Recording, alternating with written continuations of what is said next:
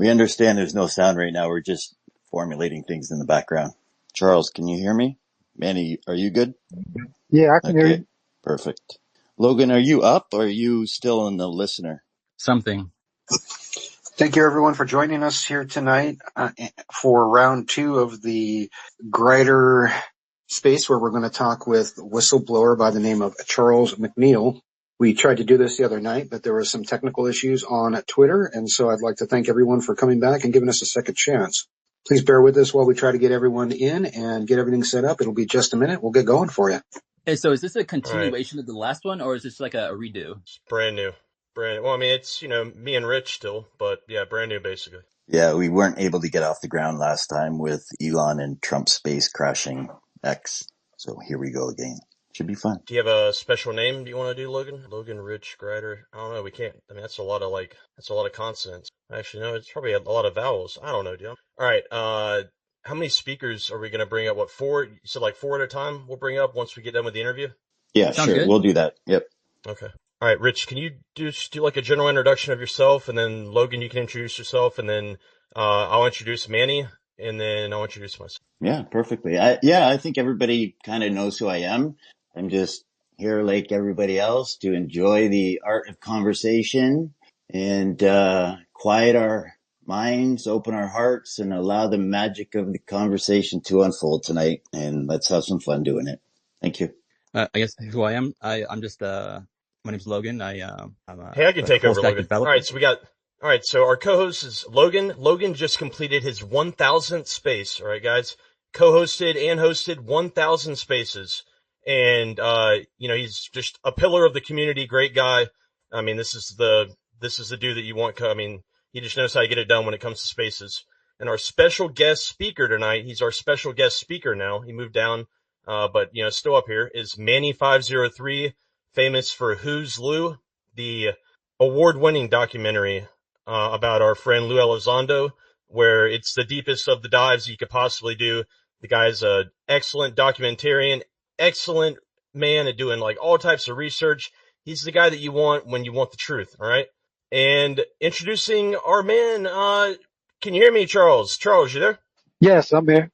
All right, Charles, go on and introduce yourself, my friend. Guys, this is our special guest whistleblower that will be be telling his story and then answering all your questions. So, Charles, man, take it away. If you want to give like a nice introduction, yeah, man, take as much time as you want. Okay, all right, thank you. So, I'm 39 years old. My name's Charles, obviously whistleblower on here, Truth Told 24. And, well, I'll go ahead and give you the backstory of how I know what I know. I'll try to make it a little quicker than what it could be. I won't make it too long, but it's like this. So I worked at a truck stop in Greencastle, Pennsylvania, off Interstate 81 when I was 17 years old. It was called the John Wayne Truck Stop, and there was a restaurant connected to it, the Buckhorn Restaurant. So, I was a young kid. I was in the streets. I didn't, I was just running the streets, didn't really know up from down, and it was pretty misguided. So one day when I walked outside, there was this guy sitting on this white pickup, and he was sitting on this tailgate of his pickup, and he was drinking a beer. So in my mind, young-minded, I'm like, if he drinks beer, he must also smoke a little bit of weed, So as a kid, I had a little, and so I said, hey, whoop-de-whoop. So I offered him, and he respectfully declined, and he said, no, that's not me, and here, take a seat. And I took a seat, and he started, hey, why are you out here doing this? Trying to basically, mentor me, and he started coming around more. And I started seeing him more. These conversations became like a mentorship. And one day he told me a little bit about himself, that he was retired Air Force intelligence. Now, I didn't even know that was a thing. I didn't know anything about that. And he didn't tell me he knew about the subject, anything like that. So fast forward a few months, we got pretty close. He started coming around my mother's house on Social Island Road, and we would park down by where I had parked at the time, and we would just talk. And we never talked about the subject at all. So I was on juvenile probation. Like I said, I was a knucklehead, 17. So I was on juvenile probation. I ran away. They locked me up and put me in a boot camp. Well, it was ran by all active and retired military personnel. And my counselor, Mr. Paul, he was active Air Force. So 15-week program. The last 5 weeks was wilderness phase, 2 weeks of that Appalachian Trail field op. So we're on this field op. We're on the top of the mountain, December 2002. I'll never forget him sitting there, and me and him, we had this rapport. We was pretty close. And all the other cadets and staff members, they off to the left, and they're around the fire making their chili. Me and him's off to the side. He's staring up at the stars, and he's like, he's not looking at me. He's just looking up there, taking a sip of his coffee, his mug. He said, hey, what do you know about that up there? I'm like, what? What do I know about what up where? He's like, that space. What do you know about it? I said, nothing. And this man just started talking. And he started off talking about ancient times and things of that nature, but then he got into a very specific project and that took place and that the Air Force was part of. And he told me about it, told me the name of it, and I didn't know to believe him or not. Fast forward a couple of weeks later, I graduate the program, I get out. I see my mentor pull up at my mother's house about a week later. This is January '03. I get in the car, we drive up to the little school right there on Warm Spring. For anybody that's ever been to Chambersburg, Pennsylvania, it's Warm Spring Road, little South Hamilton Elementary. It's after school hours, still daylight, but we're sitting there. And what's the first thing that a mentor is going to ask you when you get out from somewhere like that? Did you learn anything? Obviously. So I'm like, when he asked me that, I thought I was going to be funny. And like, well, yeah, I learned that your Air Force sent 12 soldiers to live on another planet back in 1965, and it was called Project Crystal Night. And this dude grabbed me. He never acted like that before. He grabbed the front of my black bubble coat and he pinned me beside the door in the seat, looked me in the face and asked me, who the fuck told you about that? And obviously now, this is a guy I know. I'm like realizing now I've learned something I'm not supposed to know. What am I going to do? Is he going to try to run me over with the car? I don't know what's going to happen. So that morphed into him, apologizing, backing up, smoking a cigarette, and then asking me how I felt about it. I just wanted to go home. So I'm like, man, I liked it. It was cool. I'd love to learn more, but I understand I can't. It's all good. He drives me home and I go to get out and he grabs a hold of my arm and I'm like, well, here we go. This is it. And, so he says, listen, I'll be in touch. And I got out the car. I went in, I'm shaking, adrenaline. I don't know what the fuck's going on. So I'm 18 years old. I'm still a teenager. I don't know what's going on. So about 2 weeks later, he pulls up and I go out and I meet him. And he said, get in. I get in and we're driving down the road. And he said, listen, give me your word as a man. Did you still want to learn new stuff? I said, yeah. You still want to learn about this? I said, yeah, but I understand that I can't. He said, listen, give me your word as a man that you will never repeat any of this. And maybe if I show you something or tell you something that you'll never repeat it, not even to your little girlfriend, whatever. So I'm like, okay, you got my word. He said, no, I need your word as a man. And that was really big with him. So I said, okay, you have my word as a man. I won't repeat anything.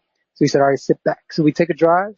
We get to Fayetteville, Pennsylvania, a catty corner from the Flamingo restaurant. There's this little one-story hotel. If everybody remembers those hotels where you still had to have keys, it was like that. So we get up to the door. He pulled right up to the door like he already had the room. And he said, get to the door. He unlocks. He said, take 2 steps in and stand there. And, I just follow orders. So I take 2 steps in. I get it. So when he comes in, he closes the door, flips the light on. I see why. There's a chair sitting there and that I would have ran into. So I look and this is what he does. He points at the bed, at a Sheetz gas station bag, and he says, there's something. If you need something to eat, there's something right there. He pointed at an igloo cooler beside the bed. He said, if you need refreshments, they're right there. There's the bathroom right there. Are you ready? And I said, I'm ready. He said, take a seat. I took a seat. And he said, what you're about to receive is a briefing. I said, okay. And he went over to the little table. There's a little table, and he had 2 cardboard boxes with cardboard lids. And he pulled these lids off one at a time, and he started pulling out these files upon files upon files. And he started putting them all over the bed right in front of me because the chair was facing the bed now. And I'm looking at these files, and they got the War Office stamp at the bottom, Majestic 12. It says Magic Eyes Only, spelled with a J. And at the time, I didn't know what I'm seeing, so he had to explain it to me, and he briefed me on it. This first briefing was 6.5 hours. I saw Ronald Reagan transcripts before they were ever even leaked with experts in 2007. I saw pictures of the craft with notes on it from Kingman, Arizona. That's how I know that craft was 90 feet, not 30 feet, because it had 90 feet written right on the side of it. I saw autopsy photos. I saw different photos of different beings, and then I got to read DIA reference manuals. And then there was some other Majestic 12 special operation manuals, those Psalms, as you call them. Like, I saw those. It's not just 01001. That's just the very first one printed in the 50s. They have all the way up to, I saw all the way up to 09-00 something. I can't even remember what it was, but I saw over 100 of those things and hundreds of the DEI or DIA, reference manuals. So when this happened, this was only one briefing. This turned into 8 briefings over a 10-year time frame. Now, he told me this was completely off the books. He told me that this was illegal. And he told me how he got these things out. He had different offices at Kirkland Air Force Base and Wright-Patterson and Mcneal and all these other Air Force bases I don't even remember. And even if he didn't have an office, he had a place where he could trust to keep things. And he kept camera equipment in all these places. And he would sneak film canisters in and out, just to film. He would pull out documents or pictures or transcripts, and he would take one picture, flip the page, picture, flip the page, picture, flip the page, and he would get the entire unredacted document. And the only thing he ever redacted was names. Not all names, but certain names that he didn't want me or anyone else to see. So as he's sharing this stuff with me over this 10-year time frame, I was under the impression that this was off the books completely. Now, I've recently found out through by Richard Doty that my name is actually in the database for U.S. intelligence, and this was not off the books. I did not know that. So I appreciate him looking into that and finding out that information for me to see that I did work with or within U.S. intelligence, but this is how it all happened, and this is how it all began, and this is how I know what I know. So anything that I tell you tonight, I know it, and I've seen it, and I'm telling you, it's disturbing. Some of it's fucked up. It's fucked up. And some of it's not fucked up. I don't know something, I'll tell you I do not know. If I don't know it, I'll tell you I don't know it. If I know some of it, I'll just tell you that. I'm not going to act like I know something that I don't. I'm going to tell you exactly what we have, what we don't, and what I remember. I obviously didn't memorize 10 years of stuff, but what I did memorize, I memorized. I committed it to memory. And then things that have been leaked, I've been able to know whether it's official or not. And then I can sit down with it and say, well, I know this is real. I'll keep that and I'll study it so I can refresh myself. I've seen this document in closed settings, so I know that's real. That right there, I know that is not true, so I know the opposite of that. And things like that. So anything that you ask me, if you're a skeptic, I encourage you to ask me things. If you want to know how these craft operate, I will tell you. I will explain it in a way to where if you have the correct materials, you could build one. I will explain this stuff to you. And anything you want to know, just ask me. I'm an open book. I encourage skepticism and all that, but all I ask is remain respectful. That's all I ask. You guys can go ahead and take it back. Absolutely. Yeah, we're going to keep it respectful tonight. That's all that we ask. All right, so that was a great introduction, man. That's wow, man, that's a whirlwind. Speakers, anybody? Manny, our special guest speaker, you want to open it up with any questions or yeah, what do you think? Thanks, Grider. Can you hear me okay on that end? Yes, sir. We got you. Perfect. Yeah, so I, of course, have some questions. I'm not sure how much I'm going to get into them right now. I thought I might do them a little later, kind of let everybody else ask their questions if they have them. But first of all, I just want to say thank you, Charles, for sharing your story, for being honest about everything that's going on, and for coming forward here. I've spent the last couple of days, obviously, going through your document that you posted, page by page by page. And I do have some questions about the source of your information. You said that there was a lot of this information that you've got here would all came from the briefings. Did I hear you correctly? You said that there was some briefings that you were given, and that's where your information is coming from? Yes, correct. The 8 briefings that I received, if it wasn't included in those briefings, I don't know about it, and I don't speculate. Okay, so there was 8 briefings that you were given between 2002 and 2012. Was that right? Between the end of January 2003 and the beginning of September 2012. Gotcha. Thanks for that detail. And those briefings were given by, it was a counselor from the camp that you met, or this was somebody who was active AFOSI, or what can you tell us more about the person who gave you the briefings? Well, as I'm sure you can understand, I would never give his identity out, but I can tell you that he was retired Air Force Intelligence Office of Special Investigations. And he wasn't just somebody that was part of some compartmentalized program. This guy was one of the people who gave out those assignments. This guy had access to a lot, and after his retirement, stayed in contact with certain individuals at Defense Intelligence Agency, as well as Central Intelligence and a few other places. Okay. And was so it was someone that you bumped into, you met in your life, and then they brought you in and showed you these classified briefings and these classified documents and told you about these programs. And so you're operating off of your recollection of those briefings, right? You didn't take copies of the files, I'm assuming. No, I actually asked for them on multiple occasions. He would never, ever let me take anything out of that hotel room. But yes, I'm working off what I commit, as well as when things have been leaked throughout, the history, I guess. I can identify what was real and what wasn't out of my briefings and recognize certain things. And when I recognize that I've seen them in a classified setting, then I know to keep those, study those, and recalibrate myself to know, oh, okay, I remember that now, stuff like that. Okay. Yeah, that's kind of the questions I had for right now, and then we'll swing back to some more questions I had a little later, but I'll pass the floor off to whoever is next. Thanks, Charles. You're welcome. Kent, do you want to ask some questions? Yeah, just a preliminary one, Charles. Thanks for coming on the space and thanks for giving me a mic, guys. I noticed that Ross Coulthard follows you. Do you feel comfortable talking about your relationship with Ross? I'm sure he wouldn't mind me telling you, yeah, Ross actually started interviewing me 2 days ago. He interviewed me, from his house down in Australia, for an hour and 20 minutes 2 days ago. And we dove into a lot, and we're going to have to do it probably about 5 or 6 times to really get it condensed and then see how he wants to carry it forward. And I'm trying to get a congressional hearing is what I'm trying to get. And that's the goal here.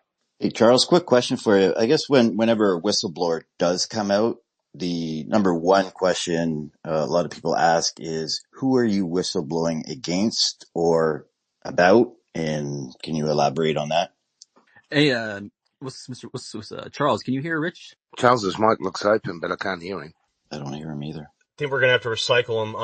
Logan, can you handle the recycling of Rich? Right? You just drop him down and then just bring him back up, is it? Is it Yep, me I got or him. can Charles? I couldn't hear him either. Yeah, I mean, I think that was kind of a universal Okay, yeah, thing. recycle Charles, yeah. Quick question, guys. I haven't had a chance to read the paper. What was Charles's position? His job? Charles had the same problem yesterday in Logan's space. He had to cycle him a couple of times. He had problems with his cell phone. He uses like a military type of cell phone, not a phone like we use. I don't think it has a GPS on it.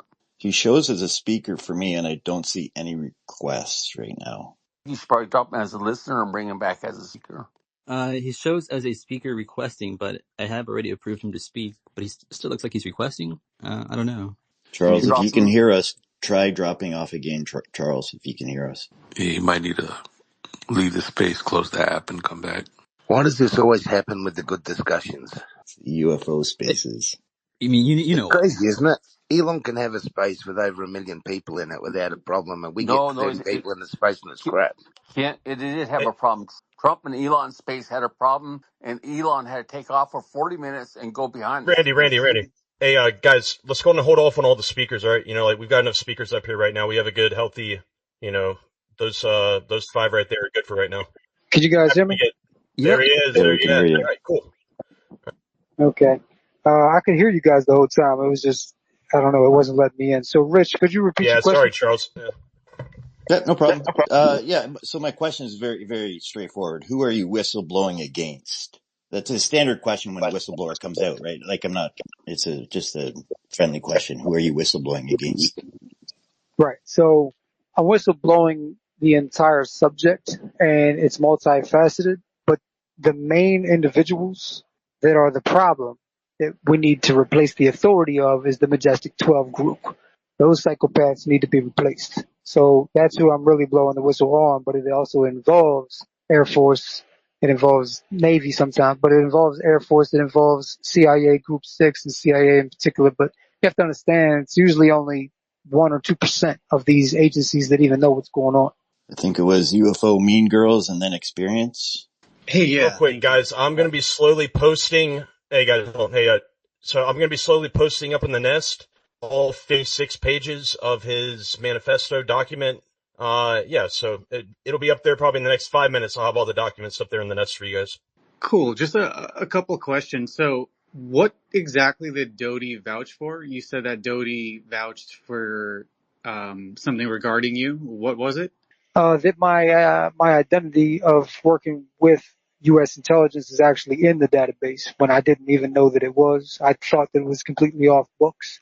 He came forward on a public post and said, you know, that he looked into it and confirmed that I in fact did work with, or he said within, but it's really with U.S. intelligence, and that my status in that has been confirmed by him, and that he couldn't confirm every single detail that I've said, but he believes I'm being truthful. Okay, so just to be clear, so Doty confirmed that you worked with U.S. intelligence. What were you working with U.S. intelligence for? Like, what was your position? Yeah, so my story when I first came on was what I'm talking about. So I didn't think I worked with as far as on the books. I thought it was off the books. You would call it a consultant. I thought I was just somebody that my childhood mentor took under his wing and trusted to show these things. That was all I thought it was. Turns out, after reading what Doty posted about me, that my name actually is in the database, and at one point actually had clearance for this stuff, and I didn't even know it. Okay, so you had clearance for the revelations in these documents, which I'm assuming is probably the highest clearance you can get. And you worked for intelligence in your eyes as a consultant. And again, this is thoroughly vetted by Richard Doty. The document that you're posting, well, I missed the origin of the documents. I'm looking at them now. They don't seem to be formatted in any way. Like, is this, like, what exactly is this? Oh, those are my words. I wrote it up first with a pen, and then I typed it up with what was available where in my situation, which was a typewriter, and I typed it up. And but I made Including the document number? I Mean Girls, can you follow me real quick? Yeah, hey, thanks. All right. All right, so the document number I created myself. So what it stands for, because I started putting it together in 2021, and that was the first time I tried to come forward. So O21 means 2021. F9 or F947 means from 1947, and then T means to 2012. So the information contained within, I'm releasing in 2021, and it's the information is contained goes from 1947 to 2012. Okay, got it. And then, so when you said you were a consultant, and I'm sorry I'm asking so many questions. I just feel like it's important to get these specifics down. When you were consulting for the intelligence, whichever organization it was, what exactly were you like? What were you consulting? Like what were they asking you to do or consulting you for? And again, I can't say they. I can just say him. I would always think of him as my illegal handler because again, I didn't want the only consulting term is because the only thing that comes close to what it was. I don't think there's an actual term for what I was doing as far as I know, but consulting. He was just consulting me, showing me all of these documents and everything moving forward. And I don't think there was an actual plan to say, okay, well, we're going to use him for this later or that later. And if there was, I'm not aware of it. But But you know, like what reason? Like why were you picked? because he knew me, and I don't know how much you heard in the beginning, but I was told something by someone else in the Air Force that I didn't even know was real, and I said it to him as a joke, and he grabbed a hold of me and said, who the fuck told you that?" And that's how I knew that was real because of his reaction. And he was Air Force Intelligence Officer Special Investigations, retired. So how that went was he ended up making the decision to include me and teach me more. And after the first briefing where I kept it to myself, he saw that I could be trusted and then continued on with second briefing, third briefing, fourth, all the way up to 2012. So I got to see what was real and what was not. What his motivations were, I mean, he told me some, but I mean, I can't speak for another man. I can't speak to his intentions. Okay, so I'm just going to wrap this up real quick. I know there's other hands out there. So in a nutshell, a former AFOSI agent, basically you transcribed a bunch of this information, which seems to have its roots in the counterintelligence operation in the 80s, basically word for word with Serpo sprinkled on top. And and your connection to these people was thoroughly vetted by another former AFOSI. I couldn't hear you. I don't know if you cut out or not, but you talk about the information being as far as part of counterintelligence. I'm not going to assure you that it's not. But Richard Doty definitely worked counterintelligence before he came forward and told everybody, "Hey, look, I worked counterintelligence, but now I'm blowing the whistle on some things." So yeah, I mean, yeah, absolutely. Good time. Area 503, what's up? Just had, since we're on the topic of the clearances and things like that, and we haven't really got into the particulars of Charles' document past the source yet, and we're still kind of talking about that. I just thought it'd be a good time to bring that up is that the security review process, for top secret or SCI clearance, TSSCIs for special, compartmentalized information, it really doesn't work that way that somebody's just given it and they don't know that they have it. Now, we don't know that that clearance was given to you to view those documents or not. Maybe we saw Doty was in here earlier. Rick Doty was in here. Maybe he'll come back and we can have him up to explain what exactly he meant by that post. Rick is going to be back. Oh, Hey, so Rick is going to be back at the end of the space, or like he's going to be back in a little bit. So he is coming perfect. back, Then we can ask Rick. and he's going to speak. We Yeah. can ask him directly what he meant and what he vetted. So maybe we just got to kind of put a pin in that one for now, and we can kind of come back to it then once Rick is here. Because like I was saying, there's a lot of questions there of how the process works to get security clearance. That there's a vetting process where they need to talk to your family members, your friends, things like that. And it's quite an involved process. And it's not something that happens without being known. You definitely know that you're going to be getting security clearance and you have to sign documents to get it. So there's some clarifications. We'll come back to that when Rick comes back around. I just wanted to get that in there, for everyone listening right now. Yeah, and I definitely appreciate that, and that's why I said from the door, I never even thought that I had any, and I didn't even think that even up until recently, until I saw what Doty said, and I myself was told by my mentor that this was completely illegal. This was completely off the books, and I know for a fact that it was still illegal for him to copy those documents and bring them out. He didn't have no clearance for that. I can guarantee you that. Yeah, that's very interesting. I'm glad you made that point. That, you don't feel like he was part of the, official programs that he had gotten these through some other means. So I guess since we're there, why don't we go ahead and you can talk about, some of the other stuff that you found. I don't know if you want to go down like kind of in the order that's in your document where you kind of talk about, Roswell first and sort of that sort of thing. However you want to do it. Why don't you go ahead and just kind of give us first of all, tell people what the document is that you wrote, kind of, what it entails and, start going down through some of the information if you want. Yeah, for sure. So the document, dubbed the truth document, it's actually a proposal. It doubles as a proposal. It's written directly to Congress. Every word of it, I'm talking to them. And so it starts off introduction, basically, just letting you know, hey, look, this is what you're about to read. And I'm asking you, don't skim it, don't skip ahead. Just open your mind up, read it.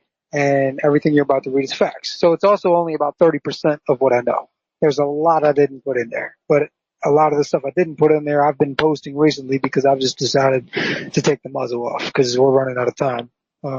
So it's at acclimatenow.com, and it's actually the rough draft. I have a better copy that is done now that's actually 4 pages longer.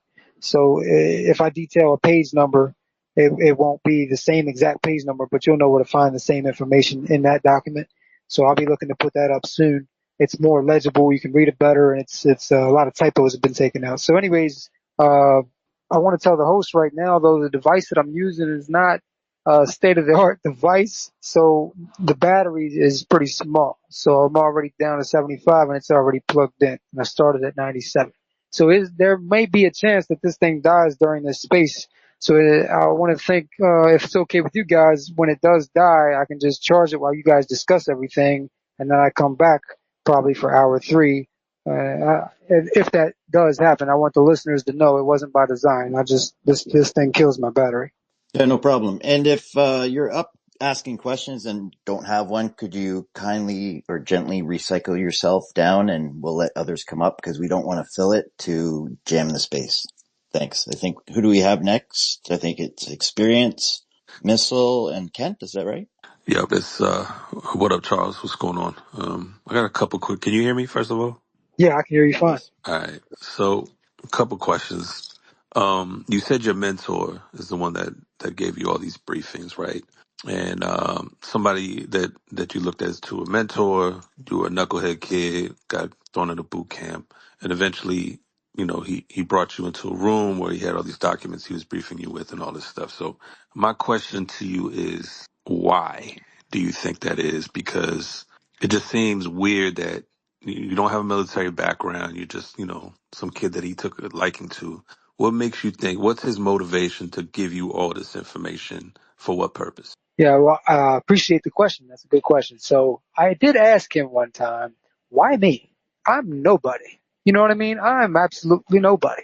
No one knows me. I'm nobody. Why me? And he gave a pretty short answer, because you're the only person I can trust, and I didn't compile all these documents for nothing. And I didn't take all those risks for nothing. You're the only person I can trust, and you've obviously can be trusted because you didn't tell anybody anything yet. That was pretty much it. That's all he told me. Okay, interesting. So the other question is obviously without giving away his identity, is he still alive? Are you still in contact or communication with him? That kind of thing. I don't want to speculate. So I'll tell you like this. I haven't had any contact with him since 2012. We've had COVID since then, and he was already up into the age. I won't give an exact age because I'm not trying to narrow it down for intelligence officers that are probably going to review this. So I can tell you that there's a chance he could be dead already, sure. But he's a good chance he could still be alive as well. But I haven't had any contact with him since 2012. All right, last question. So being that you weren't in the military and don't know what official documents look like, and he's telling you or briefing you on some of this kind of wild shit, what makes you think that it was 100% legit? Because we're talking about military intelligence. Between now and then, you got to know that there's some people out there that are feeding people a bunch of bullshit just to kind of spread that story out there. And from what I understand, MJ12 is not a real thing. Serpo is not a real thing. So what do you think? Well, here's the thing. That's the epitome of counterintelligence, is to teach you that MJ12 is nothing but a hoax or a conspiracy theory, that Serpo is a conspiracy theory. That's the whole point. That is the counterintelligence. As far as these documents go, I can tell you right now they were definitely official, and you're probably asking, how could I know that? Well, just because I wasn't in the military doesn't mean I don't. My father was in the military, and we've talked about certain things. And I had my stepfather that I had one conversation and one conversation with only. Rest in peace. I won't give his identity out, but he was a retired senior chief of the United States Navy. And I ran some of this past him, told him what I had seen and what I was still seeing. And this was right after my sixth briefing that really disturbed me. It was a very disturbing briefing. I cried for 3 days actually on that one at 24 years old. And so I brought this up to him, and he only allowed himself to have one conversation with me, and that was in 2009. And he confirmed for me that the things I was telling him, at least some of them he knew about, and other things, when I described documents and things of that nature, he confirmed they were legitimately what they were supposed to be. So that's how I know. Cool. Appreciate you answering the questions. Yeah, anytime. Okay, then go ahead. Wait, estimate was the last. I think Kent was next, right? Go ahead, Kent. I won't be long. Wait, actually, hold on, Kent. Was Missile Man next? I don't see Yes. his hand Yeah, up. I think Missile Man was, yeah. No, sorry about that. What's up, Missile Man? I just didn't see your hand. Maybe he got busy. All right, Kent, go ahead. Yeah, thanks again for your time, Charles. I, personally, myself, after Stanton Friedman's investigation of it, I think MJ12 is true. I wonder, though, with your insight and with the knowledge that you've had, have you ever heard of who MJ12 reported to? The Maestro. Have you ever heard of because one thing I believe, my personal opinion is true, is that MJ12 is just a name, but the concept of having an elite group that has not only jurisdiction over, the United States, but these groups seem to be integrated into the planet. They seem to have access to every country. I just wondered what you thought of that, mate, and if you have any comment on it. Well, that's some really good points you just made. So here's how this happened. Right after Roswell happened, which was the first time we recovered a fully alive, also fully biological, extraterrestrial biological entity, an EBE. We recovered before that were biomechanical. This is the first time we had a biological that was alive for 5 years. So anyways, after Roswell, President Truman is the person that decided to keep it secret. We're getting ready to tell everybody in Dallas-Fort Worth area. You guys hear anything? I can't hear anything. I can't hear anything either. I think we lost him again. Charles, you might have to step down and come back up. I just love how long the quiet goes before anyone says anything. It's good. You have a lot of manners. But anyway, yeah. So what do you think so far? Sound good to you? Sound credible? Yeah, no, I think we need Disclosure Yugi to make a fusion card where you fuse Ashton Forbes and Richard Doty, and you get Grider Browning, because this is this is really insulting. Got to go ahead and step you down there, estimate. You can't be being rude, especially not to the host. Yeah, hey, Can you guys so hear me? Rick Doty's trying to come up. Hey guys, so Rick Doty's trying to come up. So everybody, let's try to. Is there a spot open? Can we see if we can bring him up? It says there's a Block spot this. open. I don't see Doty, but we You can guys hear send him me? an invite if you want. Yeah, we can hear you. Yeah, there's a spot open and there's no one requesting, so you should be good to go. I sent you an invite, Rick, if you got it. You back here with us, Charles? Yeah, I saw him disappear there too. Yeah, we had the same problem yesterday in my space.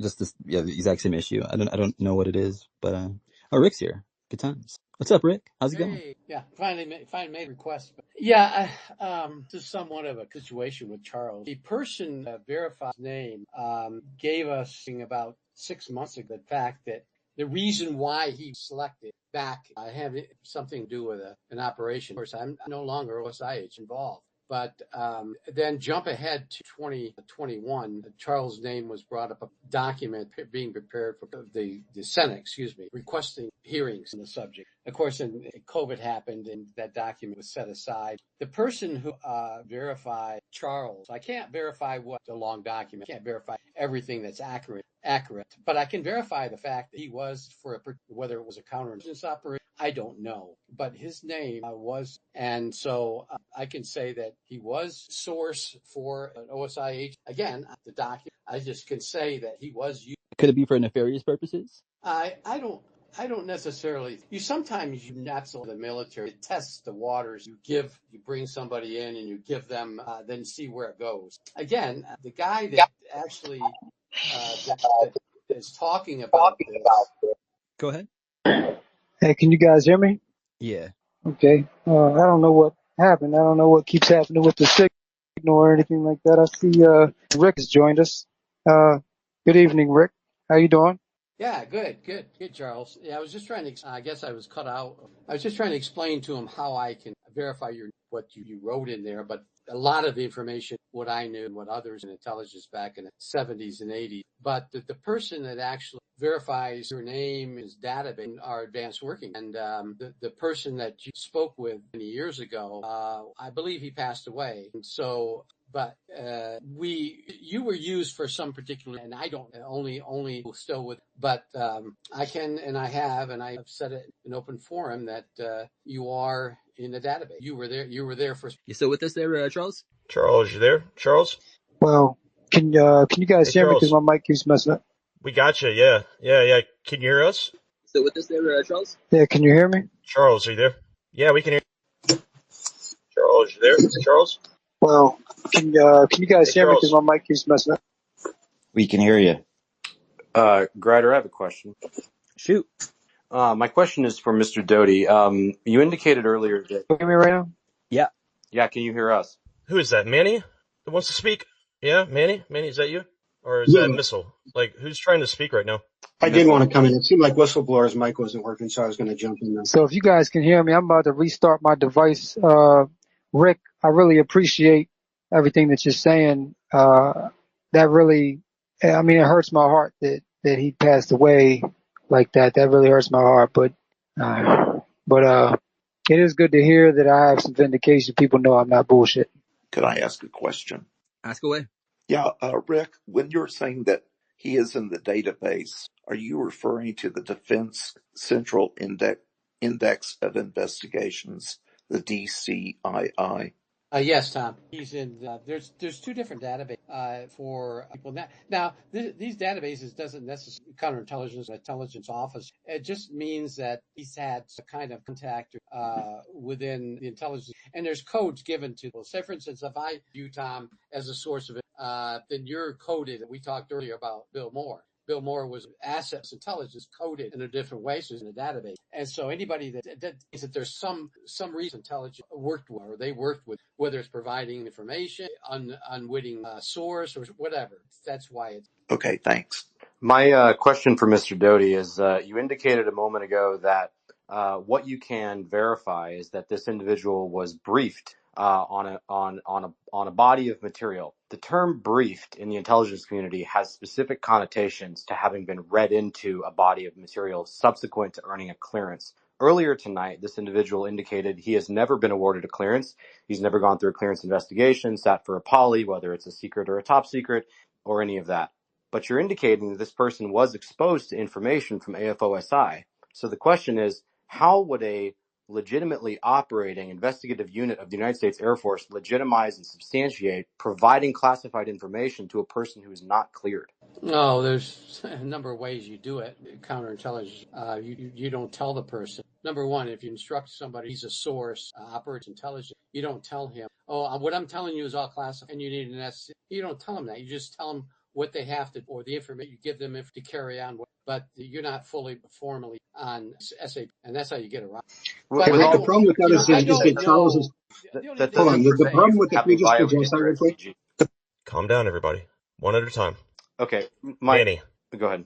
Manny or Missile, right? It's either Manny or Missile, like, and then we'll go to Parsi, and then we'll go to Taylor and Tomas. You still have your hand up?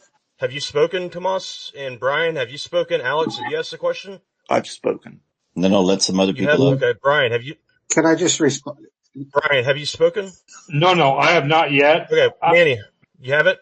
Okay, well then you'll go after Taylor. Put up your hand if you want to speak. If not, we'll recycle you because there is a lot of people. It's just going to go right across that. There's a lot of people. Yeah, there's a lot of people trying to get up right now. So if your hand's not up, we'll recycle you. It's going to go left to right, right? It's just going to go left to right and then down to Brian.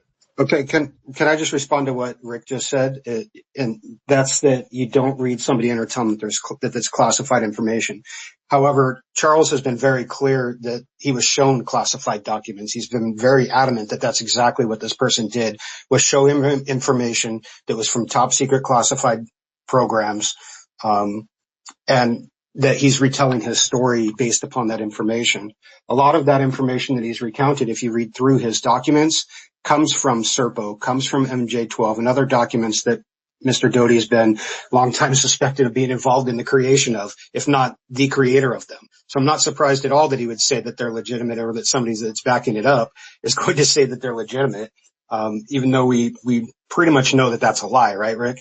I don't know what you're talking about. I never said. In fact, I said, I can't be called it. I didn't say that. And all I said was I can get the fact that he was connected. So that's, and I have you read the document? Clearly said I can't verify the document. I read that entire document. Did you listen to his 30-minute YouTube audio recording where he talks about how he knows what he knows? Yeah, him today. Okay. So you know that it was at the Abraxas Leadership Program where there was a counselor there, which is a boot camp for juveniles who are in trouble with the law. And this is somebody who is a retired AFOSI agent, allegedly, who had a bunch of information about things that were, popular UFO lore, I'll say. In fact, the first paragraph of Charles' document is 99.9% right out of the SERPO document. Right. It's 99. It's not even, it wouldn't even pass a plagiarism test. And other parts of the document come from MJ12, right? MJ12. I'm back. Can you guys hear me? Yeah, we can hear you, Charles. Yeah. Can he hear us this time? Okay. So, yeah, I can hear you. I'd like to dive into the speaker that's, speaking right now. If you want to direct those questions towards me instead of Rick, I can actually give you some answers. Okay. The question was about the source at the leadership program that you said the counselor that gave you this information, and was it classified or unclassified information? So the counselor at the leadership development program did not give me this information. As I stated multiple times now, it was someone who worked retired Office of Special Investigations who I just found out died a couple minutes ago, by the way, so I appreciate trying to respect that. But I will tell you this, if you look at what I'm saying, I literally put in there that there are publications that I can verify, that I can sit down with and verify that are legitimate. You're talking about the Serpo book. Yes, that came from the DIA. That came from the Public Acclamation Program via the website serpo.org. There was, that information was leaked on that website by a member of the Defense Intelligence Agency named Anonymous, and it came from the same documents. That's why they match. So, I mean, I'm just letting you know that if you want to know what's real, I'll tell you. If you don't and you want to discredit it, that's fine too. I encourage that. But with my battery running low, I'd kind of rather talk about the information now.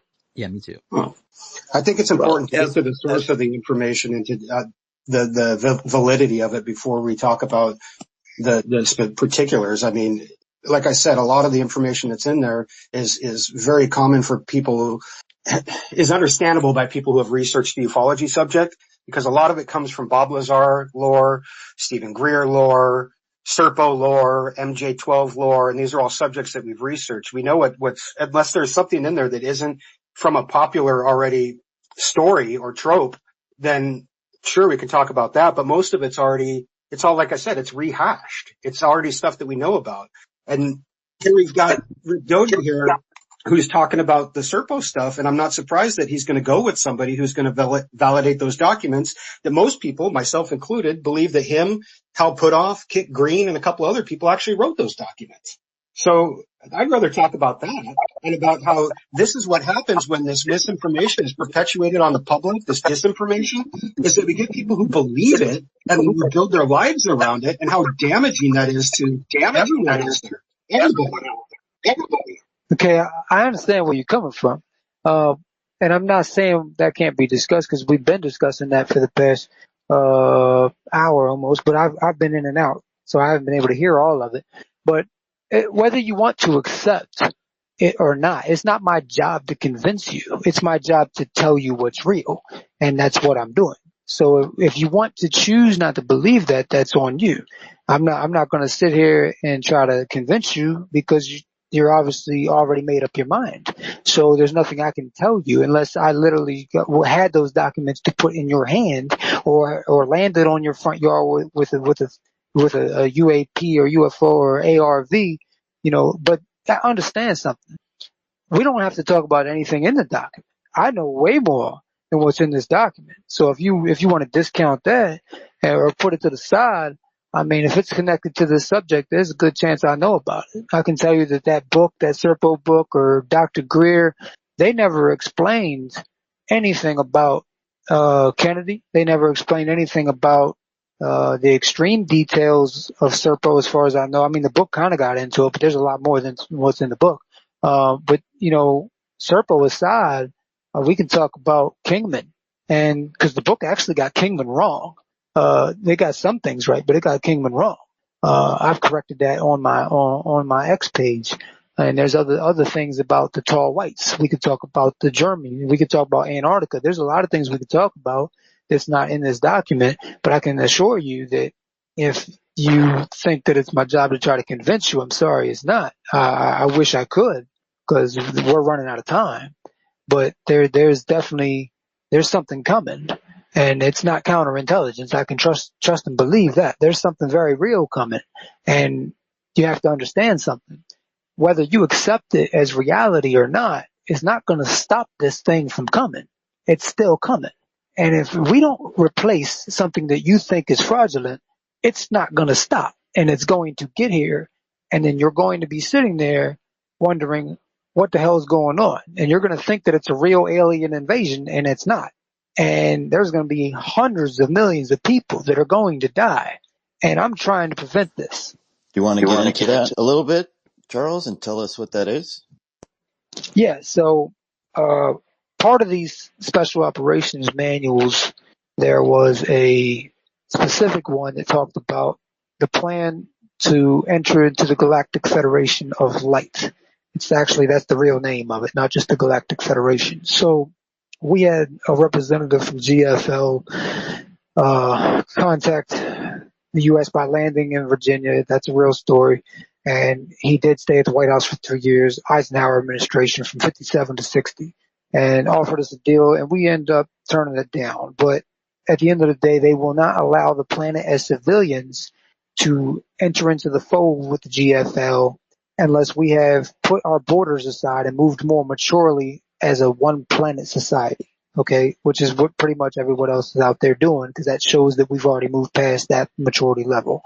So not every extraterrestrial species is saying that, but this is the main. This is thousands of civilizations, and so they allowed us to work with them in secret, but not as a planetary civilian move. So MJ12 put together a plan, knowing that they had a 70-year contract with a species called ETE-1 from the Rigel star system that allowed 2,200 abductions per year in exchange for technology.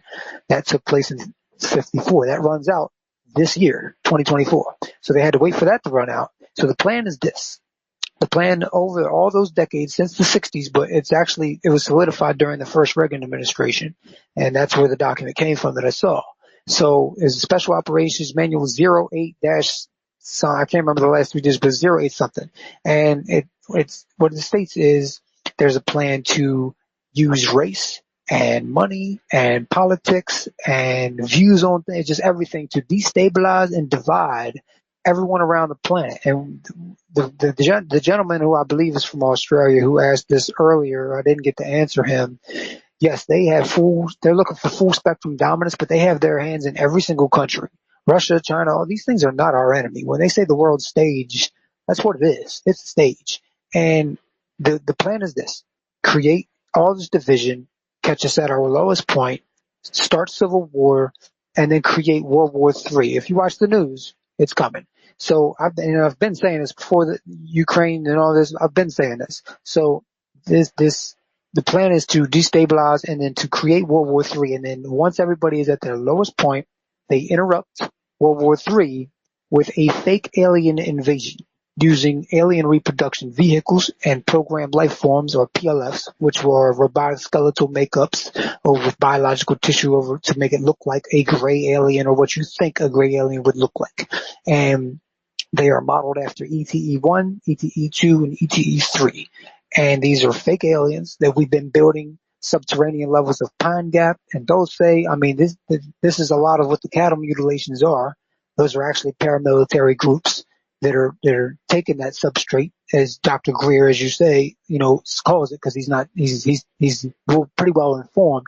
It's the tissue. They use that and the same exact pieces of these cattle every time to create the biological tissue that goes on the outside of these skeletal bodies. And they're called programmed life forms. And they got NASA's Project Bluebeam, which is a holograph technology that's been around since the 80s, but this thing can make 1,000 ships look like an armada.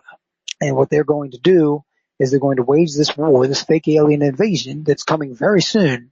Okay, very soon. And the point of it, you're probably asking, what the hell would they do any of this for? Here's the reason. Because then the United Nations is going to release a statement, and they're going to say, in order to beat and defeat a common enemy, we need to come together as a species and put down our borders and our petty differences and put that aside. And we need to rise up as one species. And in order to do that, we're going to be now one nation under the United Nations banner. And it's going to be ran by its founders, the United States, which is now the Majestic 12 group. And that's their full spectrum dominance. That also takes care of saying, hey, by the way, aliens are real. And then after that, they turn the off button, or they turn the switch off, stop the invasion, act like we defeated them. Act like humans are amazing. We defeated aliens. And oh, by the way, aliens are real. And these are the good guys, though. These are the good aliens, which are actually the real aliens. And then they sit down, and then we get brought into the Galactic Federation of Light. And that was the goal the whole time. And then this is actually happening. This is happening right in front of your eyes. And whether you accept it or not, whether you want to believe it or not, whether you want to say it's counterintelligence or not, trust and believe me, it's going to happen with or without you. Can you tell us the date? When I asked you yesterday, you said you couldn't say because you were going to say tonight. So go ahead. Yeah, so there's not an actual date. Like, it's not like a, hey, countdown to this day. What it was there are specific things to look for. One of the last things that you'll see is the Taliban is going to align with the United States. Now, in the documentation, it didn't list the Taliban, because this was the 80s. They said significant terrorist or labeled terrorist group that is now in possession of a country or in control of a country. So obviously now that's the Taliban. The Taliban will align with the West and the United States for the upcoming World War III, and the United States and the West will accept that. So when you see that, that's where you know that's one of the last stages, and then you'll see World War III. And if it didn't already crack off to where you would have accepted it that it's already World War III, but this is happening anywhere between the fall, because that's when the 70 years runs out. I was thinking spring, but it's actually fall. So fall of this year, between that and 2027, this is happening. That's a fact. And no matter what, it's going to happen unless we can replace what is a very real Majestic 12 group authority. And they've, the best trick the devil ever did was to, convince you he didn't exist. And I can tell you unequivocally, it's worked. Can I just interject quickly? If you're not on the panel, we're going to recycle a few people and do the things with the hand if we can. So ask your question. We've got like about 6 people requesting right now, so we'll just drop you down if you can. I think it's Taylor is next. Is that right? Yeah, and it's a good place to pick Okay. up at. So I do believe that, even the highest amount of intelligence in this country could be being fooled. I believe in the phenomenon. I believe in these beings. And, I believe it will be just like the days of Noah before the Son of Man returns. And, in the days of Noah, what was happening? These, extraterrestrial, if you want to call it that, I think they are angelic beings will be basically having dominion over the world and hybridizing the people. And, that brought in the flood. And I think that's going to bring in the coming of the Son of Man according to the Bible. So, I think that the highest levels of intelligence are even being deceived. So I don't necessarily think they're trying to deceive people when they say this. I think they are being deceived. And, it's pretty well known that these beings, whether good or bad, whatever you want to call them, are deceptive and notorious liars. Like they used to tell us they're from Mars, and now they have changed it to, star systems so far away we can't even observe the planets really, like Zeta Reticuli and things like that. So, I do not believe these are space aliens, if I haven't made that clear. I believe that this is a spiritual phenomena that can manifest materially, just as in the Bible. So, yes, I believe we could find bodies. Yes, I believe we could find craft. And yes, I believe that they are angelic, all at the same time. And the Bible, also states that as well. It's all there. Angels, Satan masquerading as a being of light. That's there. Angels masquerading as man. That's there. So angels ruling over men. Sorry to interrupt you, Taylor. Do you have a question for Charles? Yeah, but one second.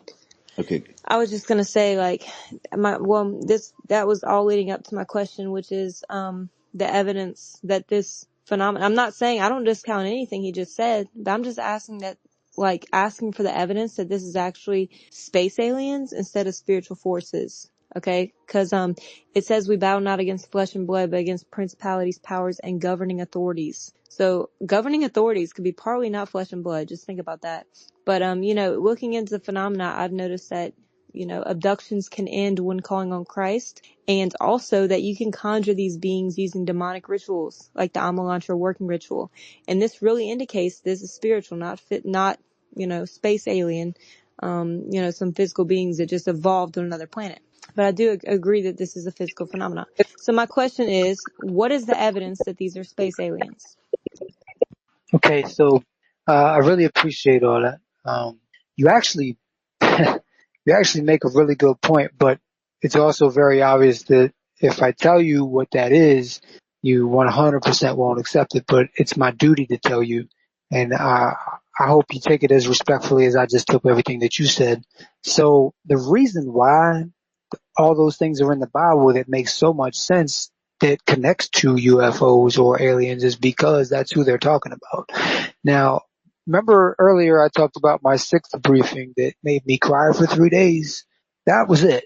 It was about 9 hours long, and it included the truths behind religion So and who the created creation of them? human beings. Who created them? Okay, Taylor, so don't interrupt, please. you have a specific species that's been around since before our solar system even existed, and they're the oldest histories that we have been able to recover. So that's what we have been going off of. Right. And Who created those they talk beings? about. I'm getting there. They talk about in their histories a creator of all, or a creator of all things. That's what they call God. So I've been able to discern through our classified material that there is a God. God is real. That's 100% fact. However, it's not the individual that's spoken about in the Bible. So I was able to find out who it was and who they were and why they created us out of what was already here naturally that God created. And it's a pretty long conversation, but I can tell you that the Old Testament it follows a civilization from the planet Nibiru. Zechariah Sitchin actually got some of this right. He got some of it wrong, but he got some of it right. And it made me think if anybody actually gave him this information, because he got some very detailed information correct. And basically a royal family that arrived here, or members of a royal family that arrived here and then came here, and then they were on Mars. They actually buried one of their kings on Mars, and you can look and see that. The tomb is actually his face with a helmet on it. They call it the face of Mars. That's actually a tomb of King Alalu, of that species. So if you go there and you go in there, you'll find those bones. They're there. So if we're getting ready to go to Mars on our bullshit program, our rockets and stuff, then go there. I challenge NASA to go there. Go see what that is. As far as the New Testament, that was created in the image of a religion that already existed on another planet. The virgin birth, everything, and that was the Ebens, as you want to call them, or ETE2 as the documents call them, the ones that crashed at Roswell. They are very benevolent. They don't even have crime on their planet. That's why it doesn't even cross their mind to do something to each other. So they don't even I have it. got you. I'm just saying, what is the evidence that any of this is coming from another planet? But I could repeat the other things you said, but let's just stay to the topic of the question. So the evidence is something that I cannot hand you because I don't have the clearance to go get it or the authority to hand it to you. What evidence So have you you have to been understand. provided? I've been provided the classified material Of where they say on they're 8 from? Because people like Greg Rinchich has said that every time that he's asked them where they're from, they change the story. Well, because there's over 150 different intelligent species that have visited this No, planet. the 13 same that as do beings being interrogated. What did I say about interrupting Taylor? You can't We're be doing having it back this. and forth. And also, not really. Let's have this. How about we just be polite, and he heard you out. It'd be nice if we could just hear him out. A little bit. But also, about the evidence. I don't know. He's not going to provide any evidence here tonight, I don't think. Are you a whistleblower or Charles? I mean, we kind of just want to hear him out. Here's information. I don't think anyone here is vouching for this information being correct. We're just here to hear him out and hear what it's about, right? Anyone dispute that? No, I'm just saying, other than them saying they're from another planet, what evidence is it that they're from that planet? That they're not masquerading as space aliens? Because the phenomena has changed over time, and they've masqueraded as different things. um, you have to understand the only thing I can do. Can everybody hear me, by the way? Yeah. Yes. Okay, so the only thing I can do is repeat to you what was shown to me and then give you something that you can verify that you can tell I actually did see this stuff. So the only thing I can tell you is this. You talked about the Zeta Reticuli star system not being able to be seen. That's actually incorrect. It has to be seen from the southern hemisphere.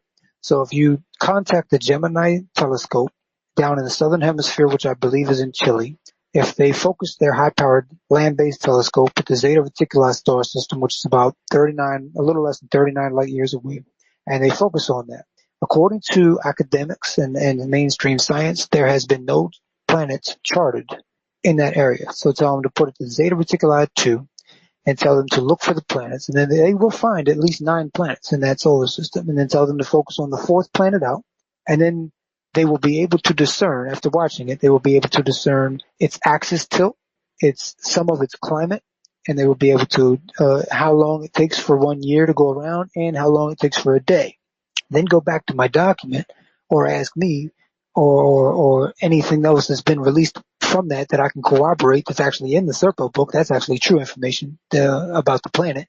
And then see if it matches. Yeah, I got And you. it will match. I'm just saying, do we have a picture of their civilization or anything to say that they're really from these Yes. planets?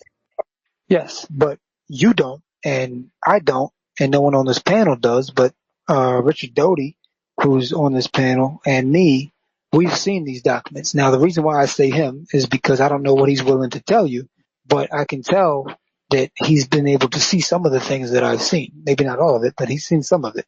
And I don't know what he's allowed to say and what he's not, but I can tell you this. I know exactly, I can tell you what they look like because I've seen the photos of them. Will you see the photos of them? I mean, we could get on the internet and look at something I tell you is legitimate, but you're still going to say, well, where's the beef? How would I know that? How would I know that that's real? And so you have to understand that unless I walk into your front door with an alien, you're not going to Even know. if you did walk in the So Can front I door ask of a the quick alien, I'd question, say get guys? that demon out of here. Are you saying a real photo or are you saying an impression? what I'm saying is I've seen real photos. Yes, I've seen real photos. I've seen real slides, stills, and things of that nature of multiple different species, not just that one, multiple different species, and then read descriptions of others. There's a bunch of them, and some of them are human. A lot of them are human, actually. There's just different forms of human. Like Homo sapiens is not the epitome of human beings. Like we're looked at as the children. To be honest, we were only created 227,000 years ago to be slaves. You know what I'm saying? So it's like we just got here. You know, So we're pretty. we're going to need photos of these civilizations at the very least. But it's understandable why they don't focus on God, because they're no longer with them. They're following. It's okay. So can we get another question from somebody? Yeah, I think we got Alex next and then Parsi. If we can make the questions quicker, that would be great. And then Hey, Charles, we can move thanks on. so much for coming out. I do actually find your information credible, so thank you. And my question is going to be pretty pointed. You mentioned the Galactic Federation of Light and how they're monitoring our planet. I have to imagine at least some of them do not approve of the MJ12 plan that you described. What would you say is the best way to, I guess, communicate with them or solicit their advice on how to move forward or to prevent some of the outcomes that you described? Okay. Sorry, my mic was malfunctioning. So funny you asked that. They are actually what Star Trek was created over. I know everybody's laughing now and they're saying, "Oh, well, I'm turning my mic off. That's it. That's all I need to hear." So Gene Roddenberry sat in on a remote viewing session with something that was called the Council of Nine back in 1960. There's now actually the Council of Six. It's been updated. So he sat down and he was able to take notes of everything that they were communicating with this Council of Nine that described this Galactic Federation of Light and what they stand for, what they do and what they don't do. And that's what he did. He created Star Trek and just instead of calling it the Galactic Federation of Light, he called it the Federation of Planets. And they have the same thing that he called the Prime Directive. They have that rule. They don't call it that, but they have that rule. And they do not interfere. They will not interfere. But they will protect planets militarily. That's another thing to show you that there's no way an alien force could invade this planet and actually make it here. I mean, we have multiple species along with an entire galactic federation, and it's not just them. There's another one, the COP, called the Confederation of Planets. They only get involved diplomatically. There's a few, but the Galactic Federation of Light, they are the most dominant. They get involved militarily, but what they won't do is interfere with what we do to each other. But once we are part of the Galactic Federation of Light with our civilians and worldwide, then yes, they will absolutely make sure that we follow the charter and we do exactly what we're supposed to do. Now, don't get me wrong, the end result of what Majestic 12 is trying to achieve here, it's nice. It's going to be awesome.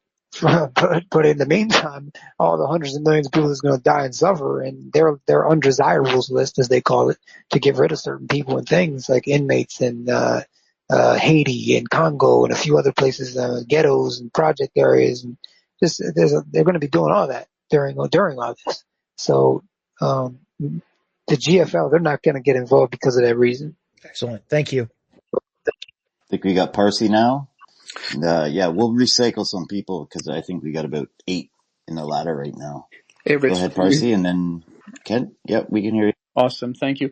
Charles, just a couple of questions. I'm a lifelong experiencer of the phenomenon, and I have two questions. You mentioned the creator of all things. Now, in my experience, in one of my regressions, I have a memory of these owl-headed NHI taking me to the all, ALL, and they told me that this was what we call God consciousness, and we're all fractals of source. So they told me about this, and they told me about a war that's kind of brewing in what we call the astral realm.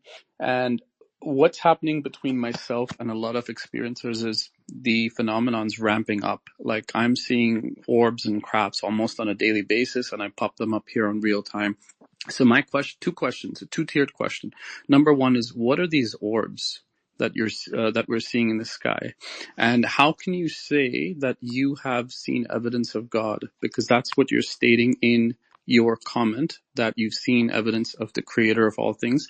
I'm just respectfully asking this question, and I wanted to know your answer. If you can clarify that, please, and thank you. Yeah, so that's an awesome question. I appreciate the question.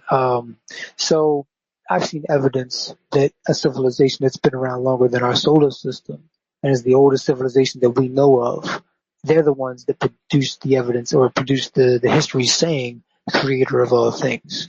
So that's what our intelligence divisions and officers and military, that's what we've been told to believe by them, but at the same time, every other extraterrestrial civilization that has a spiritual connection, because not all of them do, but the ones that do have verified this. So they would know more than we do. So if our intelligence division that, goes through a Majestic 12 group, the people, I mean, don't get me wrong, they're psychopaths for what they're about to do, but they're not stupid. So for the fact that they're even willing to accept that and push that for decades and say this is what it is, they don't come to those conclusions lightly. So all I got to do was read their dictation of their conclusions because of what they ran across. It was literally billions of years of history. And as far as your experiences I don't know which civilization you're talking about that you claim abducted you. So you would have to describe to me what they look like. Before I can tell you that, because some civilizations, they worship other things. Like ETE1, they worship technology, and they answer to this thing called the Keeper. And I didn't even get to see documentation that we even knew who and what this thing Keeper was, but they always ask him for the answer. Like no matter what it is, they got to go ask him or her or whatever. As far as orbs go, it's two different things. The larger orbs are usually craft that are inside of an electromagnetic field that is used to repel off planets and other types of electromagnetic fields naturally, just at opposing polarities, and that's how they repel. And by doing that, they eliminate G-forces by creating their own gravitational pull inside the craft, independent to the gravity outside of that orb. So that's usually what you see. Sometimes it's also a plasma that you see because of the same technology. It just depends. The smaller ones, those are usually interdimensional light beings, is what they're called. They're called paraterrestrials in the documentation, or ultra-terrestrials in the documentation, and they are closely associated with certain extraterrestrial species, same as shadow people. They're actually listed as ETE5 the last time I looked. They're the only ETE designation without a star system, and they're interdimensional paraterrestrials. That's hot. Okay, there's a couple questions here. I just want to fire them off real quick. Is Skinny Bob real? Is that one of those aliens that you think are real? And also, and the person asked, what's the largest starship that you know that we have parked up there? Hold on, it's ask him the size and layout of our largest spaceship in the secret space program, and how many crew members it has. Can you guys hear me? My mic's messing up. Yep, go ahead. Okay, so Oh, you cut out again. what was the first half of the question? So the first question was, is Skinny Bob real, do you think? And is how many spaceships, or not how many spaceships, what's the largest spaceship in the secret space program? Okay, so what we have is Skinny Bob. I can't say that that's real. No, I cannot say that's real. I don't have any information on anything or anyone ever in any documentation referring to a Skinny Bob. No. As far as the starships is what they're called, the USS. That's what it is, United States starships. As of the mid '90s, we had dozens of them, and the first 12 were actually named after the original Majestic 12 members, like the USS Hillencoulter, the USS Vandenberg, and then you go a little further, and you got the Bush, because Bush Sr. was actually MJ1 twice, which is the leader of MJ12. And then Carl Sagan, which took over for Dr. Menzel when he left. And that's why he was working counterintelligence within the academic community and went from believing to telling everybody there's no evidence of it. That's the whole point why he did that. So the starships themselves, the largest one that I know that we have was a loan from ETE2, which is that was up to almost a mile in diameter, I believe. But there are ships that are way bigger than that. Just we don't have them, and crew members you can put tens of thousands of crew members on that. But as far as just regular starships that we built, Well, the USS Solar Warden, that's about 300 crew members, 400 crew members, and it's pretty big. But some of the other starships can hold up to 1,000. That's the ones that I've seen, yeah. Thanks. Yeah, I think that answered the question. Who was next? I'm not sure entirely. Was it UFO timeline? Yeah, UFO timeline, and then we got Elixir, I think, and then Arthur, and then Max, and then God Sauce. Put up your hands. If not, if you don't have your hands up, we're just going to recycle you. Thank you. What's up, guys? Thanks for having me up here. Appreciate it. I'm curious to Whistleblower and also to Doty.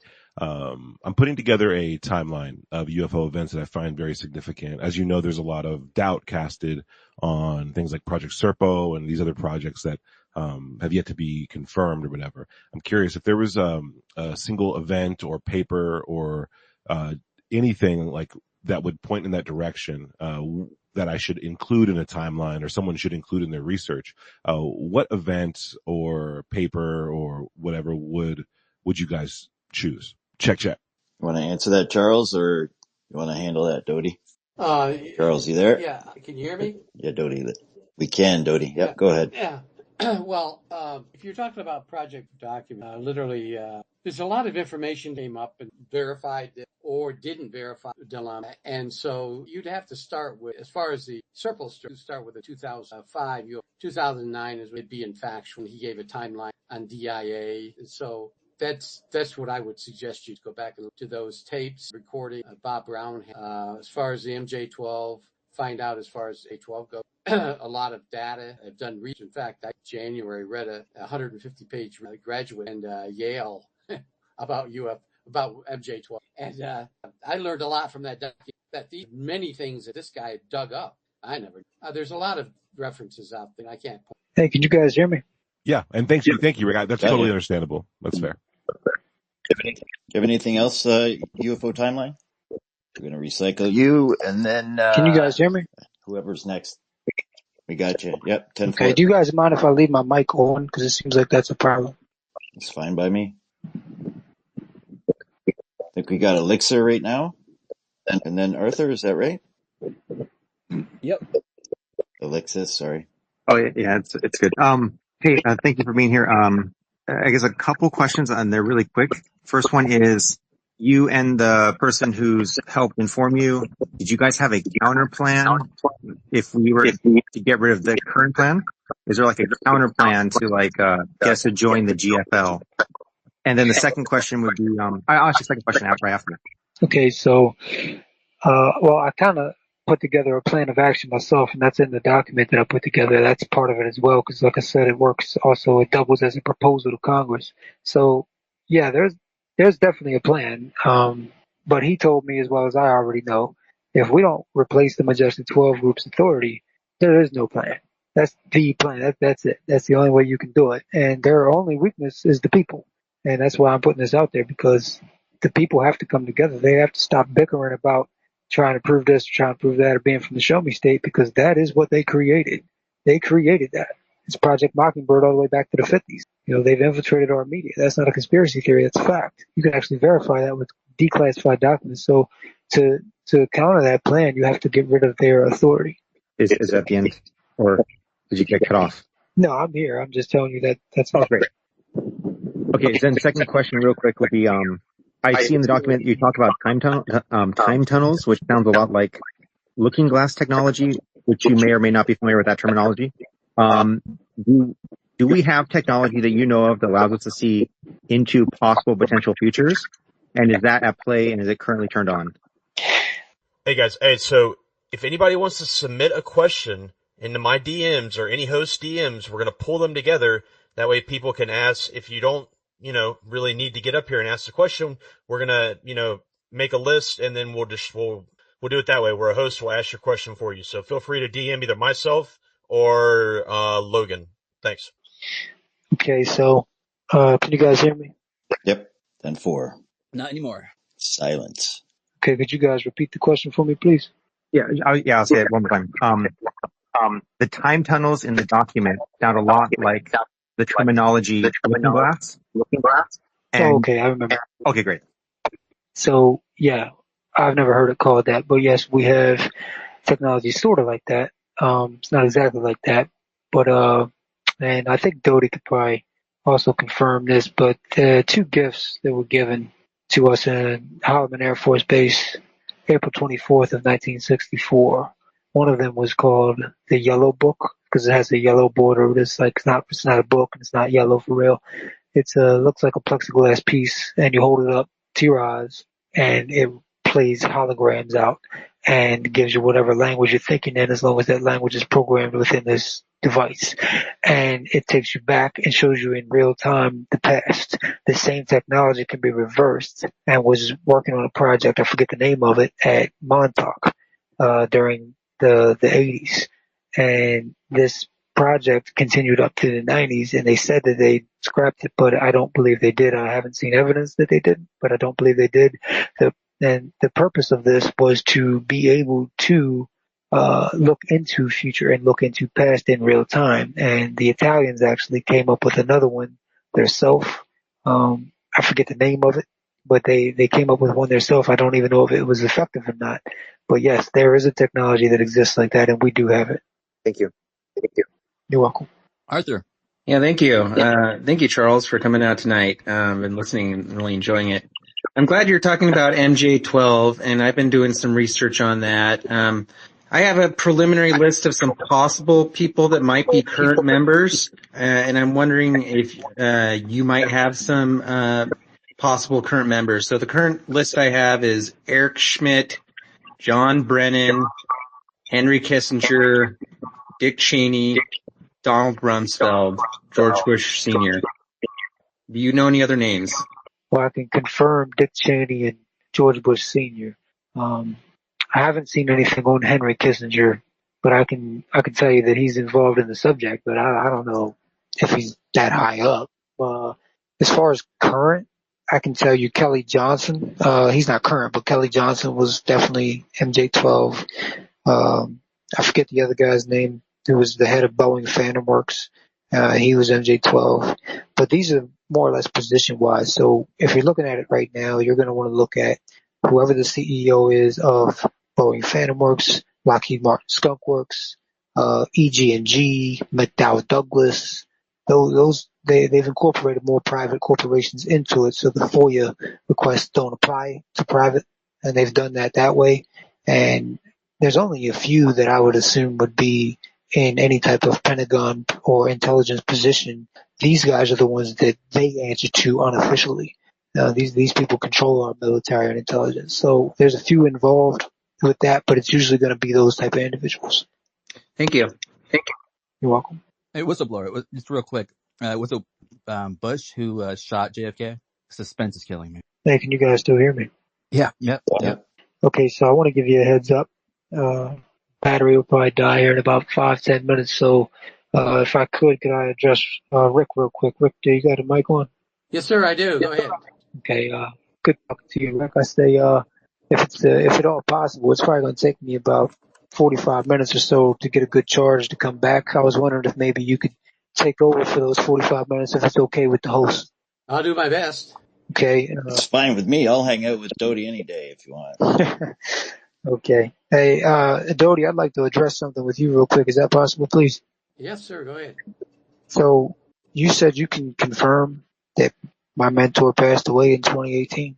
Yes, I'm not 100% that he was, but the person who's telling me passed away. I didn't personally attend his funeral or anything, but I think he did. And the person that's confirmed my involvement and that told you this, they're part of the Special Access Program? Yes. Yeah, that would make sense. Well, it was really good talking to you and all of you and everyone listening tonight. If you guys don't mind, direct your questions to Rick Doty. I'll be back in about 45 minutes. And any of my loved ones that are out there listening, I love you guys and I appreciate your support. So to the host, I'll be back. And give me about 45 minutes to get a charge, and I'll be back for hour 3, okay? Sounds good. All right, I appreciate that. Good talking to you guys. Yeah, we'll see you back here. By the way, the reason I asked that he pushed shoot JFK was because Will Niles said that's what happened. I was wanting to see if he also backed that up too. That'd be interesting.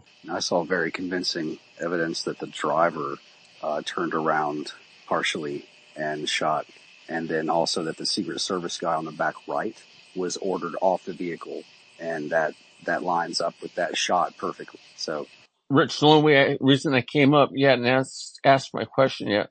Yeah, go ahead. If you've got questions No, for no, Doty, no, yeah, no, keep your no, no. hands up and we can go I for it said if the you only want. reason I came up, you hadn't asked Charles my question yet. Oh, sorry. I have so many No, I questions know back in my yeah, I know. DMs right now. I'm so I get it, sorry. man. You're way busy. I would have. I know. That's why Yeah. I asked to speak. I know you got your hands full. Yeah. Well, I'm sure we'll get to everybody, through the night if you can stay Hey, awake for guys. it. But yeah, So, if not, Griner, we'll Manny take your doesn't have to question. raise his hand. Hey, great space. Manny doesn't have to. Hey, if Manny wants to speak, he can speak at any time, right? He's the special speaker. So, Manny, you put your hand down. You just cut in, dude. Just cut in to speak. He doesn't have his hand up. All right, Never Manny, has. all right, yeah. Well, I'm just saying, man, like you got your hand up on my screen, right? Sorry, I was trying to cut in. I haven't been paying attention to the space guys. I've been trying to work DMs, so I hope everybody's having fun. I hope it's Great good. space, And, Griner. yeah. Hey, Manny, do you want to give us a little rundown about how you came across these guys and what you've come across, or just talk about a little bit about what you know? Yeah, thanks for the opportunity. And we can circle back to something that I was talking about with Rick earlier before we kind of went a different direction there because Charles came back. Rick, you said that you've confirmed Charles' identity in the DCII database for something. I'm assuming that's not a classified information, or you wouldn't be talking about it to us, correct? Well, the person who told me, no, that's not classified. Okay, so we can see that document to The confirm it? codes are organization, just the name, Okay. to the best of my knowledge. So we can get a document that confirms that, is what you're saying? Yeah, you could, I guess defense, what's it called? Defense communications, defense, whatever, or DIA. Okay. And one of the reasons I asked about earlier, if you had read his whole document, is because there's a big section in there that talks about that time in his life and about his current status, where he's currently located, which I don't know if you read that section or not. I'm just kind of curious why the Air Force Office of Special Investigations would be contacting someone who's in a work camp and then a guy who's been incarcerated, and stayed incarcerated pretty much since 2009. I mean, it does make a whole lot of sense to me. But maybe you can shed some light on that, what his role would have been being contacted by this person and shown this classified information. And then I guess, not being told not to keep it under his wrap or keep it secret or to keep it classified. Instead, I guess it's okay to talk about. Well, I wasn't the OSI agent that did that. I can't speak for him. Idea what would do it, except it's probably part of some. That's why he was brought in. There has to be particular why they brought him in, brief him. I mean, he has so much knowledge, incredible. He speaks in the last 10 minutes. I would consider to be highly classified that I knew about. At least I knew something years ago. So there has to be some. And I left OSI a long time, so I wouldn't know what today or why that OSI or 4 time frame or brought him to some kind of an operation. I just don't know. I think there's probably a 1,000 there are submitting FOIA OSI and DIA to ask that same question. Well, if not, they will be. Apparently, just to get to the bottom line of it. Exactly.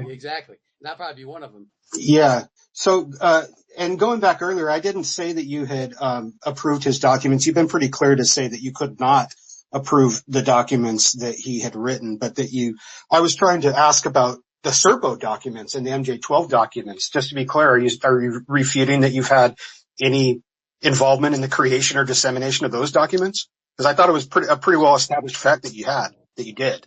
I mean, what established facts? Tell me the facts. Tell me. No, I'm asking. I can tell you 1,000 facts why I did, but you're saying there absolutely. I had nothing with the Serpo, nor did as far as I know, Dr. Hal Putoff or Dr. Eric Davis, the names that those guys had with it. The guy that brought those out was a guy by the name. I don't think I mentioned Eric Davis, and I don't understand why you're being angry about it. It was a pretty simple question. This subject addressed hundreds and hundreds of times. It's been answered hundreds and hundreds. If you go back to the 2009, every one of your Joseph Yeager worked for DI. He was supposedly commander who made that video 2000 where it was, and then died some weeks later, claiming to be the commander of the craft, of the mission. And the tapes to Victor Martin, wasn't me. I had nothing to do with it. I got involved in the convention, and then I did a lot of colonels that vouched for it. I don't know that I actually, and I said this publicly. I wasn't around back, but there's a lot of things in there that doesn't make, and I've said that and over. Now, whether it was a counterintelligence operation created to fool we had contact with terrestrial, or what mission was part of the space, I don't know. So that put that to rest. As far as the MJ12 document, that's still I had nothing to. I think that the DIA or the CIA created those. Jamie Shandera talks about the colonel that he met in the botanical gardens in Washington. Gave him, that's what I can tell you about that. Awesome. Thanks, Rick. Maybe we'll get to another hand because we still have a lot of people on the ladder, and I think God Sauce and then Cotter and then Randy Taylor, and then we'll go back to Manny. But Manny, you can interject whenever you want. You're the special speaker. And Manny, I would like to hear your background story with Charles and how you became in contact with him and what you've learned so far. Because you're really the point guy, right? You're the special speaker. But God Sauce, go ahead. You had your hand up, and then we'll get to Cotter and whoever else is next. Yes, hello everybody. Thanks very much for the opportunity.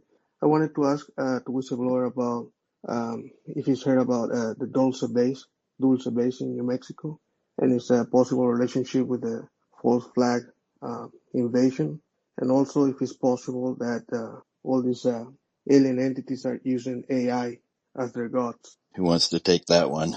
Well, I can say that I don't have any the Dulce base very popular. I know of nothing. The Joe Firmage spent a lot of money hiring her to try to find the base. That's really whether the alien AI. I think they probably have technology far more than AI, and that's just my. We got God Sauce next, and then Cotter. Is that right? Yeah, how's it going, everybody? I was deliberating on what to ask, and I asked my wife, like, what would you ask Richard Doty, and she said, what keeps him up at night? I was like, that is a good fucking question. That is a good question. What keeps me up at night? Well, Charles mentions that you made him cry for. I'm sure most of you heard that. Quite a statement. There's aspects of worries, not much worry. There's aspects of deals with the connection, extraterrestrial. I was brought up a Catholic, Catholic school, parochial. I was an altar boy, retreat. So I'm a believer in God, and there's some aspects of that concerns me. That would probably be the number one thing that. And is that it has something to do with the soul and what they call the path of souls, or is this just that there may not be salvation as such? Is that the thing that keeps you up? No. How religion affects, how advanced religion is the opposite. If the extraterrestrial, and they can control certain aspects, I think that would, and if you're a religious person, that would grew up as, that might make you wonder what happened in the realm of religious. Okay, I appreciate that. Thank you, sir. I think we got Cotter next. Is that right? Yeah, And then Yep. Mistress or Randy? Cool. Rich, thank you. Logan, Greider, you guys are doing a great job. This is obviously a very, very important space. I think you guys are doing a phenomenal job to keep it flowing, keep it to let him talk as much as we can, because we know what we know. We don't know what he knows. We could keep the skepticism and questions and things till later. I think the question that I have for him, I'm not going to ask right now, if that's okay. I'm going to wait around. If I could kind of jump back in line for the main question. But one thing I wanted to just mention that I've listened to him speak thus far is he said a few things. One about like the disinformation, how they attack certain whistleblowers or certain concepts within this community. It sounds like he has a lot of information, like Mr. Doty and some other folks that I've understood, especially in the last couple of years, on every disclosure topic around the world, not just this community and this topic specifically, that the closer you get to the truth, it's possible that the powers to be could definitely run the best operated and cohesive smear campaign on somebody. So one thing that, and some of the guys and gals in here that know me, I am a fan of Greer's information, not necessarily maybe the way he's handled himself in his career, but there's things that he's saying that this gentleman tonight that has very much in line with Greer. He even referred to Greer. So I just challenge some of you to take a look at some of his information, kind of take that old kind of paradigm about what you believe about that man and look for some gems, because some of the stuff he's talking about, like my wife and I last year paid, it was a couple $100 for 2 months of just listening to Greer talk. And it's a lot of it's in alignment with this guy's saying tonight. Now, I'm not saying what he's saying is true. I'm not saying what Greer's saying is true. I'm just trying to connect the dots for the community to just open your eyes or your mind to that concept. And I'll just leave it at that. But I just want to say you guys are doing a phenomenal job, and all the hard work that Logan and Rich and Greider and even Area 51 down there, and the people that are in this space that grind this subject out every freaking day. I just want to commend all of you guys for the spaces that you do and the amount of stuff that you've put up with, the amount of stuff that you had to shake off. You just keep on doing what you guys are doing, because you're doing more from humanity, I believe, than, any news outlet, any other source out there. So kudos to you guys. Gotta love this guy. Where's the soundboard? There we go. Who do we got next, Logan? Is it Randy or Mistress? Mistress. Okay. Yeah, sorry, can you hear me now? All Yep. right, perfect. Yeah, I had a few questions regarding the Galactic Federation, because I don't know how many people are aware of this, but in the recent book by Elena Denon, she talks about the difference between the Galactic Federation of Light and the Galactic Federation of Worlds. And she explains in detail that the Federation of Light is effectively a psyop, and they were using people that were like channeling and things like that. This connects to Antarctica and the black goo. They refer to it as black goo. And supposedly, these channelers thought they were communing with the actual Galactic Federation of Light, but they weren't. They were feeding the goo and channeling into this hive mind.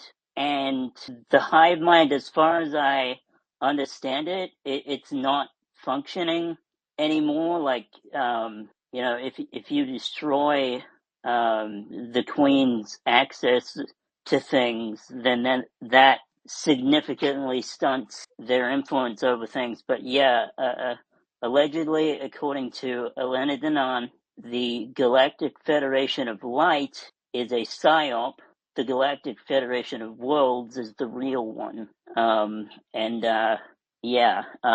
There's also discussions in her book regarding spiritualist communities and how effectively certain people have this MK Ultra like programming put into them through the hybridization program.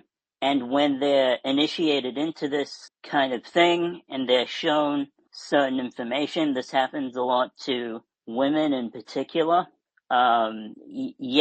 Effectively they've got programming that can be activated when the time is right. And this programming is designed to perpetuate the fear narrative, to keep people in fear, because effectively what you have is you have these two groups. One is trying to spread fear and hopelessness, and then you have another who is against all of that and is fighting the mind control and the psychological operations to bring truth to all the manipulation, all the gaslighting.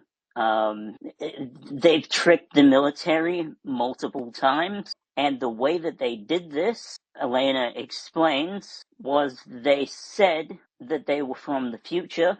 The military believed them, and this enabled them to enact their hybridization program here on Earth. So these hybrids are among us. But we can do something about it. We're not hopeless. I'll end there. Randy.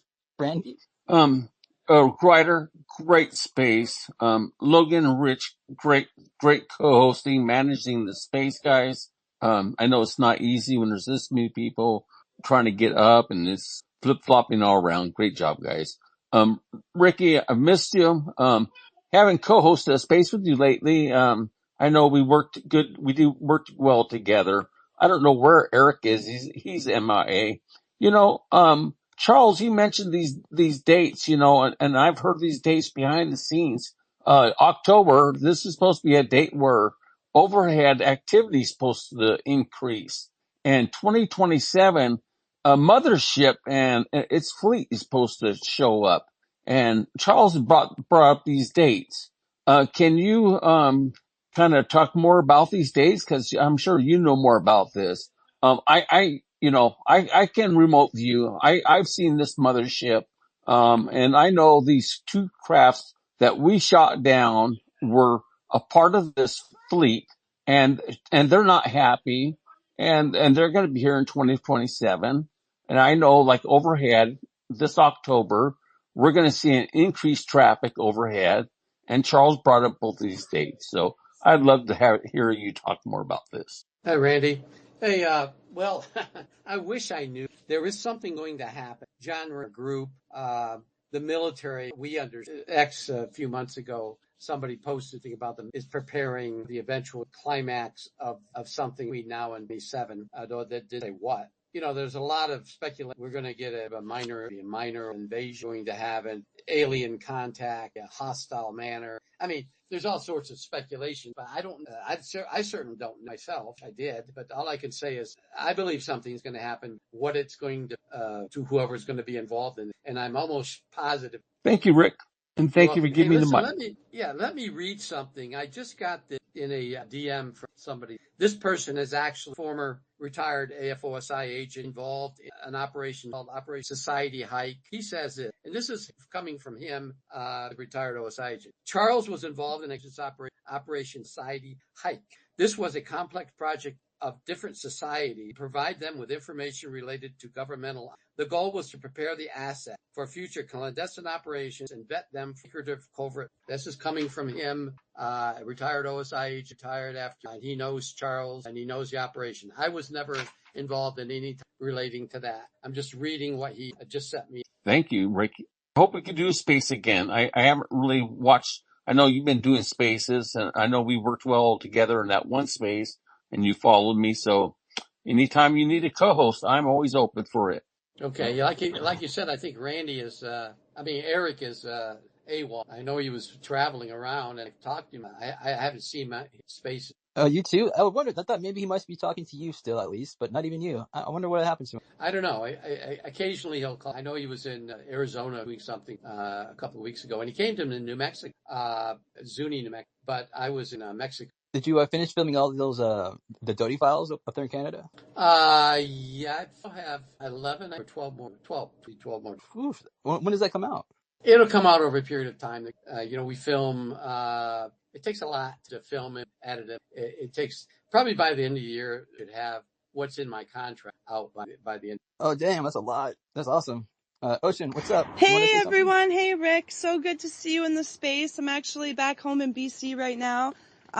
So yeah, I'm stopping in, but I love hearing what y'all are saying. I wanted to ask the whistleblower guy about thought projection. You know, I'm all about that, but he's gone now. But I was talking to my grandpa. We were talking about NDAs, and here in Canada, like he was talking about the difference between like an NDA, so that's between like a person and an entity, and like a government agreement to like not disclose information. So like he gave the example of like, say if a police officer had like information about people, he might sign a thing saying like he's not going to talk about that, you know, after he leaves the police force, and that's different than an NDA, right? Like an NDA is different. So I was curious if it's the same in the States for you guys, and then also if it is, if those type of contracts, if they have like timeout, like if they run out of time, right? Like NDAs do, or I would assume maybe some of those might be like for life, right? So I was just curious about that. Yeah, there's some that are so you're briefed into, like I was briefed into a couple back in the 70s. They're still ongoing. I can't talk. But then there's some that have an ending or they declassify, meaning that briefed in, they're top secret, special access. But then program ends, but the project remains classified for 10 years of top secret, confidential, and class. And so in that arena, you can talk about it after. So that's kind of what the one that I was involved. Most of not all, ended in, although there are some we talk about that I can't talk about because it's still today, after 40 years, because it's still ongoing.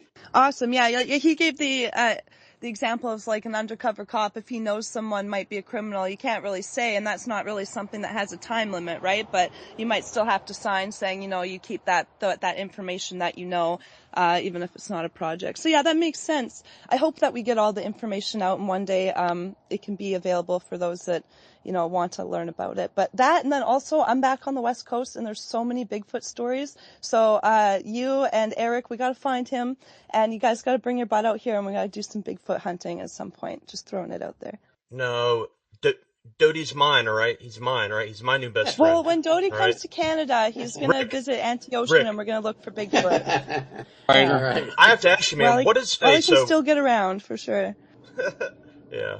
What is up with Stephen Greer, charging $5K to watch, for people to watch him drop parachute flares, out over the ocean, man? What's up with these CE5 experiences? Can you, give us some insight into that? I mean, it's kind of sketchy, right? It's clearly parachute flares. Can you give us some inside scoops on that, maybe? I don't know. What's up? What's going on with that? Well, I used to work. I don't like to work Dr. years ago. I really enjoyed a really nice personality. He was always very thoughtful around. I didn't necessarily agree with everything. He's a bit of a hippie, isn't he? I bet he's a hippie. Yeah, he is somewhat. He's doing things now that that's one of the things he's doing now. I don't know why. He used drones and one particular and dropping a parachute. I don't know why. I actually had no idea that you used to work for him. I didn't do my research before asking that question. I didn't know. I just knew that, you guys are in the same circles, but I didn't know that you used to work for him. Sorry about that. And then I've got a question from one of our viewers, the Canadian shoot down pilot video. When's it coming out? I don't even know what that is, but apparently you do. Yeah, the second object tracked over Alaska that made it was shot down by and the aircraft that was flying next F-12 Canadian F-8, he had a gun camera video of that object. And the Air Force pilot, not the Canadian U.S. law, but the Air Force, he actually shot it. He's a whistleblower. And the Canadian pilot has video because it's a property of the Canadian government. It's not us. Over to a, quasi-government agency in Ottawa, viewing it, and they have to get that's all I know. Thank you so much. Thank you so much, Rick. And you're welcome. Thank you, everybody, for being so respectful in the space and everything. I mean, you guys have been great. I just want you to know, Rick, that I was kind of suspicious critic of you in the past and everything, but, I told you I would be unbiased in this space, and hopefully I kept my word, and everybody else has been great, and thank you so much. And I'm going to step back out and get back into DMs, but hope to talk to you soon, Rick. I'm probably not going to speak again until the very, very end. So, okay, great. Yeah, thank you. Just have fun, guys. I appreciate you, Grider. The host leaves for the whole thing. Love it. Whose hands up next? Logan? Zenza Rob? Yeah. Oh, wait, no, actually, I'm sorry. Max Lopez was next. And then Max Zenza Lopez. Rob. Yeah. Thanks for being here, Rick, and hopefully we get Charles back in here. Rick, I wanted to ask you, how did your most recent public appearance? I know you did a speech here in Albuquerque, New Mexico. I wanted to ask you how that went, and if you have any plans at all to do something like that again. He's doing the UFO cruise, Max. Sorry, I had to throw that in there. Doty, Great. I'm pumping you up. You're doing the UFO cruise, aren't you? You're a speaker on that? If everything goes all right, I have there's a conflict there, but my agent, hopefully I'll be on. But as far as Albuquerque goes, that went well. We had a nice 2 hours and answer. We had, I don't remember the exact count had in there, but it went well, very well. Most of the questions, Paul Benowitz and that and others, dealt with other aspects, but it went well. And I'm going to be at Albuquerque UFO. I'll be a speaker there. I think that's twice. But I have a engagement in Dallas. Awesome. I look forward to that. A couple more if I could. I'm wondering what you think of our home state senator here in New Mexico being added as a co-sponsor to the UAPDA. He's I think the only person who's new so far, and there's two more co-sponsors of the 2024 UAPDA that are yet to co-sponsor this new version. But yeah, any thoughts on Martin Heinrich being added? I've been a supporter of, not necessarily political, in what he's doing. I've met with him many a time, discussed. He is staying low right now. He's up for re-election. Somewhat of a tough race he's in right now with Senator Dominic's daughter. But anyways, he is a supporter. He's had the briefing was about, but he said the briefing, take whatever you want out of that. But I think he's going to be on, if he's reelected, on board with a comprehensive, true NDA bill pertaining to the subject. Great. And one more. Charles was talking about documents that he believes that you have seen. He wasn't exactly sure, but he was saying that he thinks that there's documents that both he himself and you had seen. Do you have any idea what he was talking about there? Yeah, I think he was talking about a writer, just me saying that if I discuss content. And this operation probably way before my time. And it's a project to develop a ways looking to go back and kind of like Looking Glass was an operation. And I understand, although I don't for a fact, ongoing. I think that's what he's talking. That would something. There's a couple other things he referenced. I probably had access back in the 80s, and those operations are probably classified. Yeah, I think he's right about some of it. And he may know something that speculating that I would know about. Name of the operator, the project, I can't say for sure. Thanks, Rick. I'm going to drop down, but I'm going to come back up when hopefully Charles comes back, if that's all right. That's cool, man. For sure. I appreciate that. What's up, Zenza Rob? Hey, Rick. This is Robert from Disclosure Night Backchat. I was curious. You told me in the spring that an interview with a former member of the UFO Control Group was filmed, and it was going to be released during the summer. And now it's August 15th. Lou's book's almost out, and I'm still not aware of any release of that interview. I was just curious if you had any updates. Yeah, it was done at Gaia. I think it was originally scheduled for May, and programming or whatever. I don't have. It eventually was filmed in late July after editing and all the other. That is my programs. When I film them, it takes a good 3 months or 3 or 4 months. I'd look for it. Now it's not going to identify Which program? Cosmic Disclosure. Okay. All right. Appreciate it. Thanks. Hey, Rick, earlier when I talked to Charles yesterday, actually, he said that there's only two species that are like bad or dangerous for us, or to everyone, I guess. He said one was the transloids, and the other one was the Nibiruans. I think that's how he pronounced it. He says that the Nibiruans are like human beings, I think, but they're like they look at us as like their property. Have you ever heard about that before? No. The transloids and the quataloids. But then again, I'm not the expert. He may know things that I don't. Those are the hostile. Yeah, I mean, I've never heard of the Nibiruans. I mean, I've heard of. I haven't either. Apparently, they're coming back, I guess, to reclaim the property. He was going to say like when, but suspiciously, the audio cut out and he left. So, damn. That's the phenomenon for you. We're here. We can stick it out. We're tougher than that. Hey, Mike Disclosure, I see you arrived. What's up, buddy? Your mic working? Logan, Yep, can Mike you hear is me? on now. I'm right now. I can hear you. Oh, yeah, I yeah, just joined. So Rick is in here and all my friends from the show. I was curious. I missed that part when Charles Mcneal was here. What was the story with him? He's coming back, and does anybody have a time for that? Because it's got to be close to the 45 minutes. But we'll get back to your question, Mike. I think we got 10 minutes to go. Anybody want to round Yeah, up? I hit my stopwatch. 11 minutes. Hey, Mike, how you doing? I'm doing well. So what was the story with Charles? Real quick, a recap.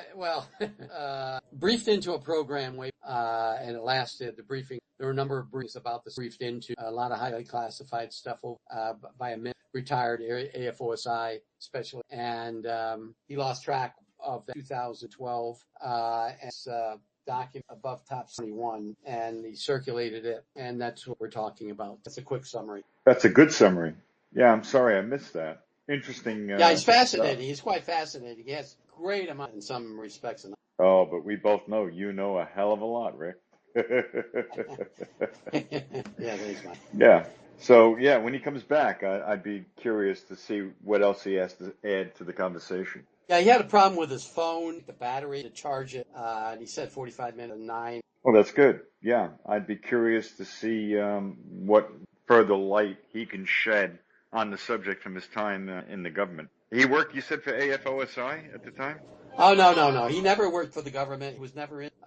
He was brought in as there's an operation called agent. He sent me a DM said Charles was in Operation Society Hike, whereby the government's intelligence selects a different society and provides them with a government, and the goal is to prepare the operation. It sounds like part of a domestic intelligence standard procedure, right, Rick? Exactly.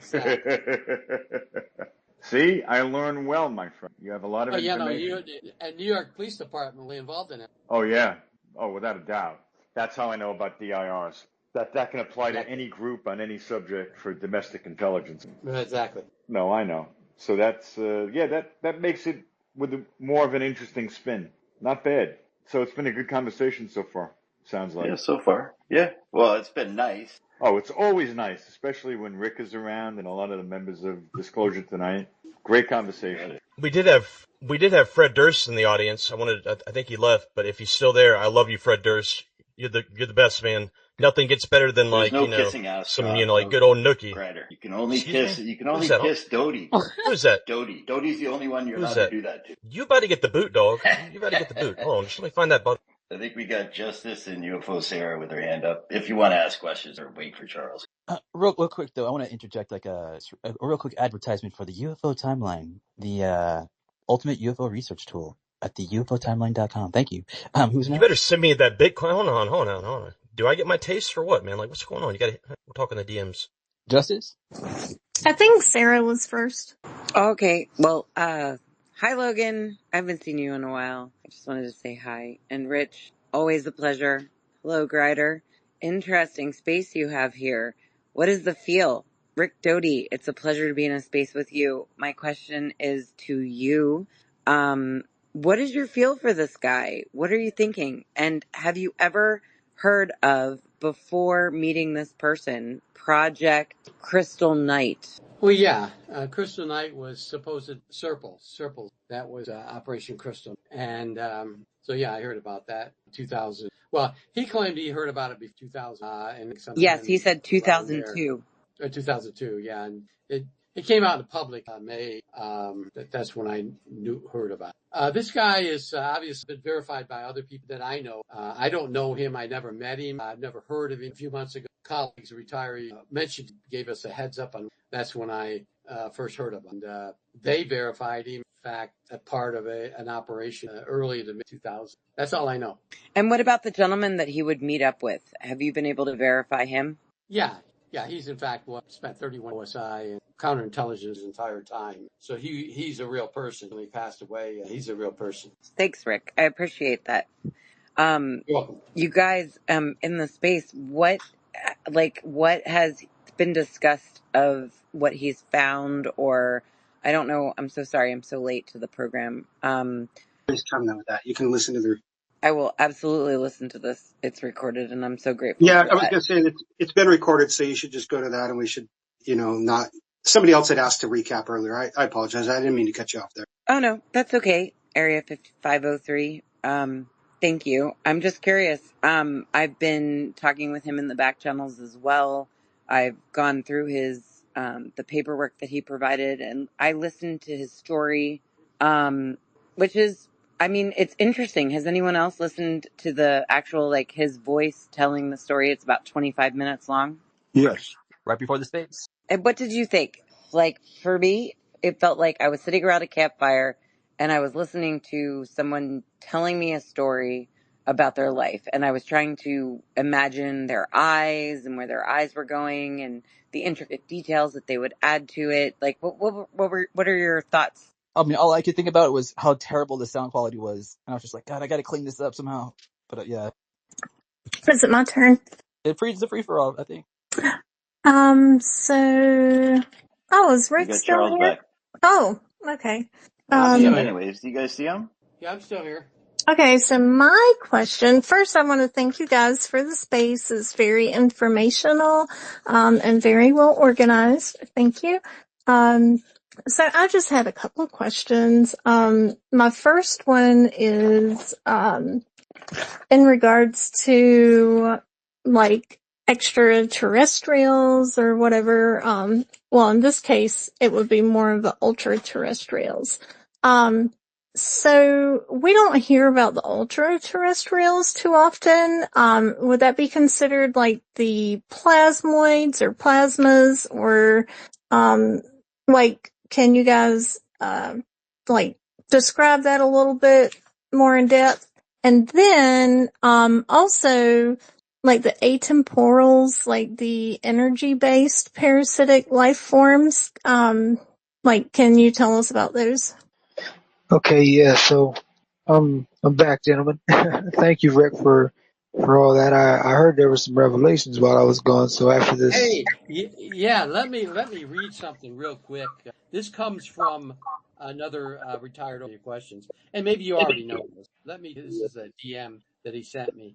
Charles was involved in a counterintelligence operation Society Hike, HIKE. This was a complex project to recruit different societies and provide them with information to governmental operations. The goal was to prepare the assets for future and vet them for secretive covert. That's what he sent me. This guy that sent me that retired OSIH within our group, and you're handling, and so he knew about the operation. Maybe you already know. That's what he sent just about 40 minutes ago. Just after you left, he sent that. holy crap! No, I didn't know that. I didn't know the name, and I didn't know the motivation of it at all. I didn't know any of that.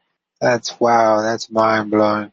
That's mind blowing. That's also confirmation for a lot of these haters and doubters too. That's wow. I appreciate the hell out of that, Rick. Seriously. Oh, you're welcome. Yeah.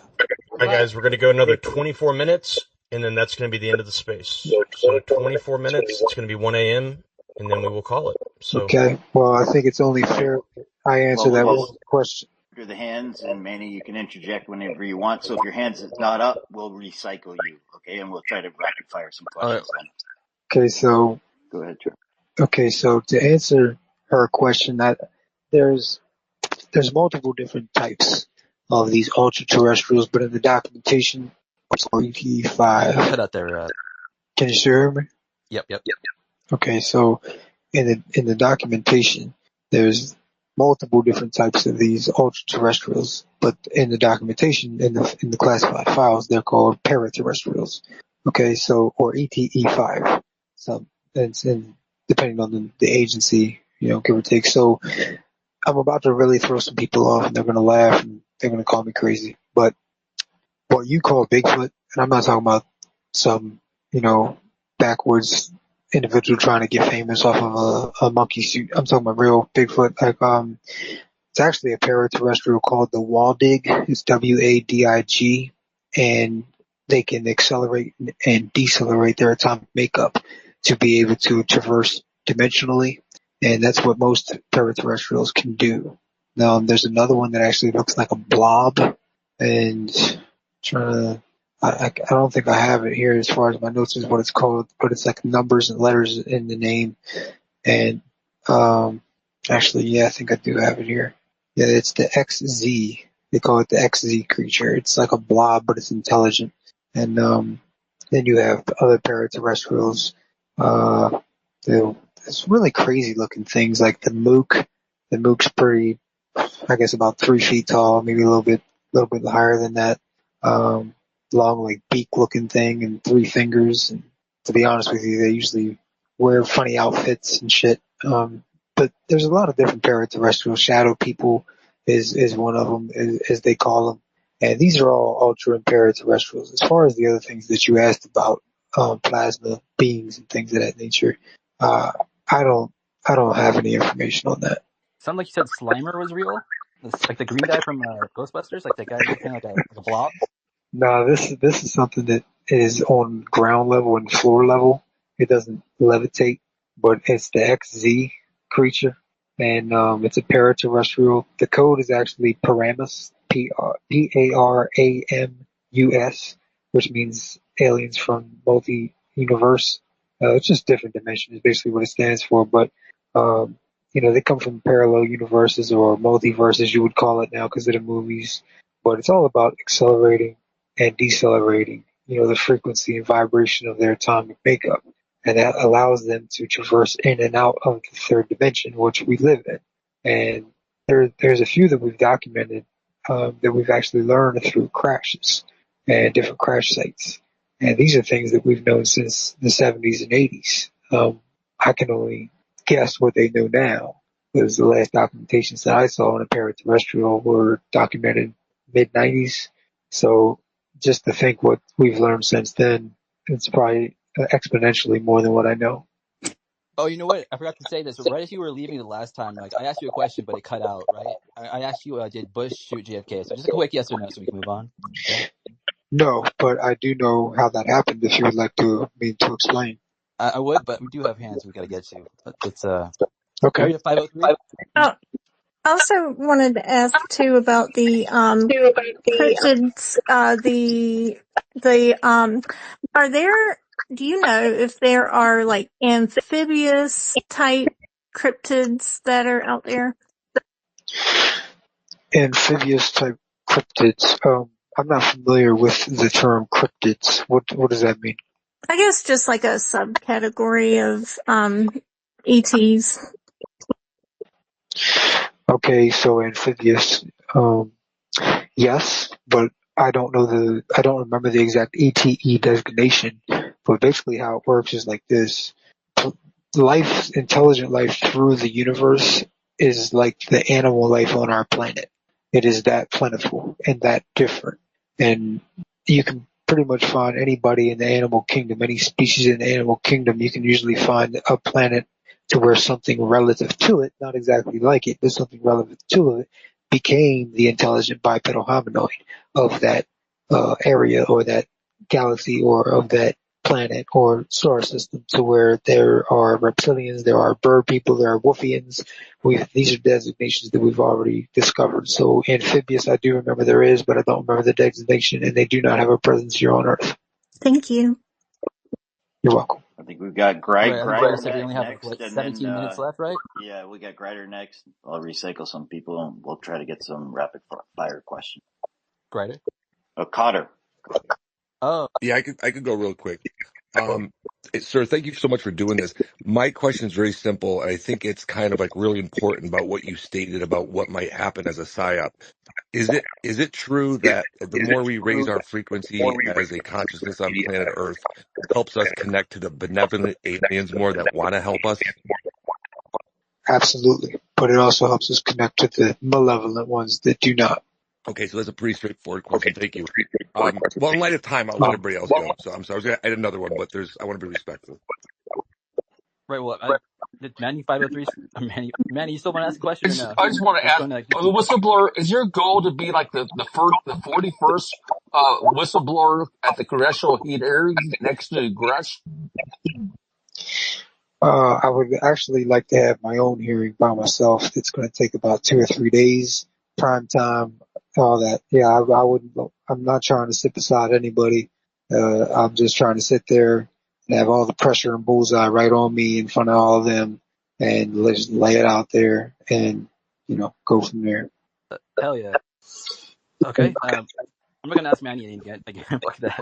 BD Wagner, do you want to ask a question? I do. A quick one for Rick, as in Doty. Of all the things that people hear, everything from more recently the crash in Italy and some of the things that Grush talked about, or in fact specifically the idea of Eisenhower signing a treaty. What are the things that you think are the hardest for people to believe that you have evidence of, or that you are completely convinced did in fact happen? Oh God. I don't have any knowledge of it. He could have, but I don't know about it. Never heard it. Never read any. I think the hardest thing is the number of alien extraterrestrials that I was briefed into back when there were 5 of them.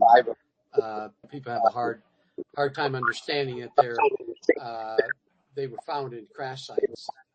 I defy some of the beliefs that only but I'm sure there probably are some. But the only ones I knew about were flesh and blood type. I think that's the hardest thing for people. Thank you. We got Manny next, and then Max, I think it is. Thanks. It's getting kind of chaotic here at the end. I think that it's really important that everybody listening does their own research on this subject. Go and read the document that Charles wrote. Read the whole thing. Read it from top to bottom. He's pretty open about it all. You know, there was a few misrepresentations made about certain things. It wasn't like, you know, like I don't know if that was intentional or just that people haven't really read all the documents or haven't done the research on this, but it's all out there. You know, Charles, I'll give you the courtesy. Do you want to tell everyone why you stopped talking to this person in 2012? Why the briefing stopped in 2012? I can't hear him if he's responding. Can anybody else hear him? No, Can you hear me now? we can hear you now. Okay, I'm sorry.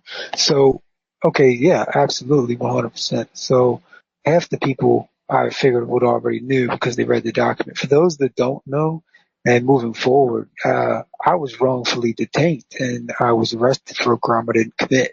Now I'm on my way out the door because of my writ of actual innocence and things like that. But yeah, I went to prison in 2012. Otherwise, my briefings would have continued 100%.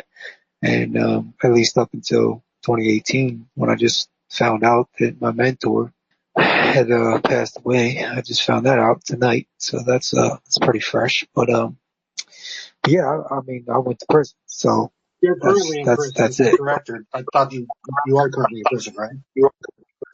No, I'm 100% currently in prison as we speak. We have prison tablets in here, and that's how I'm able to do what I'm doing. Right. So you went to prison. You're in prison at the moment, and you decided to write this document. At the end of the document, you asked to be for your sentence to be commuted, and you asked to be named as the fleet admiral of the Space Force and things like that. Correct? Yeah, absolutely. Now, I can see probably where you're going with it, but you know, I let my sister, who actually gets paid by a company I won't name, but she gets paid by a company to review how people would react to certain things. And she told me, she said, you know, a lot of people are going to think you're just trying to use this guy out of prison. And I said, well, that's proposal is just a proposal. I highly doubt it'll even happen, but you know, that's not why I wrote it, if that's where you're going with it. But I think it's important that everybody knows that. That's why I put it in there. Yeah, I mean, it does kind of. I'm not going to lie. It makes me think that you're just doing it to get out of prison. There's no doubt that you're knowledgeable on the UFO and ufology subject.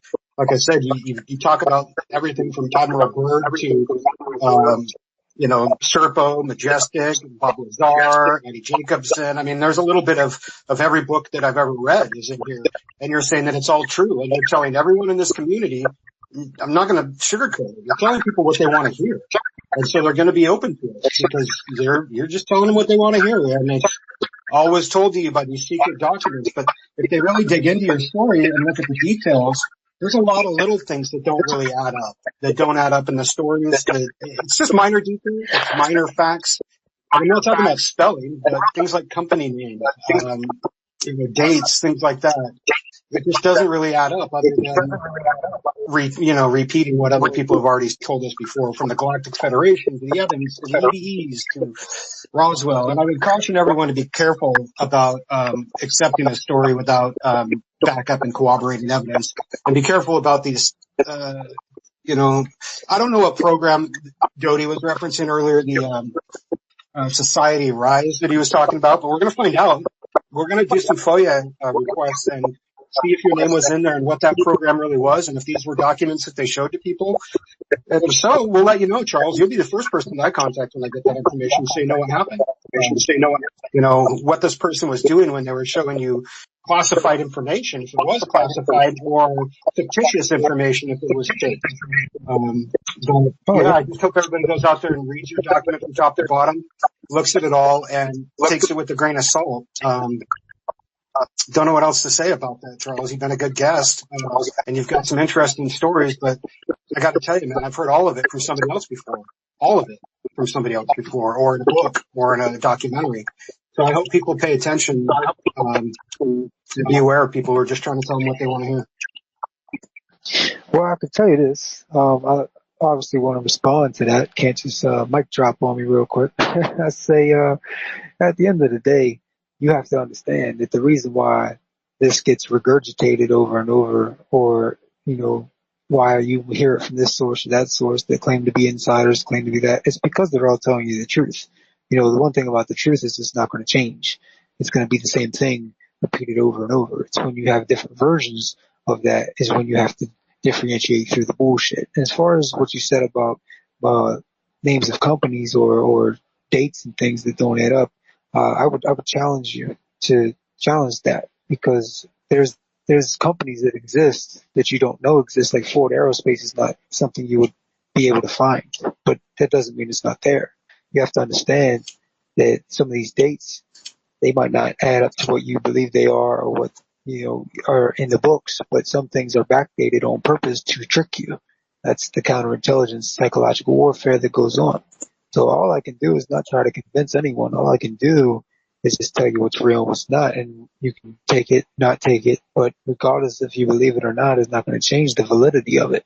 That's all I can really say. Well, one good example is the classification above top secret code names. That doesn't exist. It's not really how code names work. If there's a compartmentalized program, it might have a code name, so it would be top secret Umbra, top secret Society Rise. It might be something else like that. But that's where that code name comes from. And so when somebody says top secret code name above top secret, it's not a real thing. That's why it's not called code name. The classification is actually top secret code word. That's what it is. It's top secret code word. Now, Rick, you want to chime in on that? That's a No, he left. Look, I think what we have a like I know it's different, and it's not a mistake that a former AFO site regurgitated the same bullshit that Doty regurgitated in the 80s. And Sorry, you're really breaking up there. Who's speaking right now? Area 51's talking. Oh, is he? Okay, sorry, Manny, you were breaking up there. That's fine. Okay. We were just having a conversation. That's good. That was just one example. Charles, there was another one about the simulator company where he called it A something, and that's not the name of the company. It's like, the A. What was the name of that company? The flight that made the UFO flight simulators? Well, they didn't make them. They just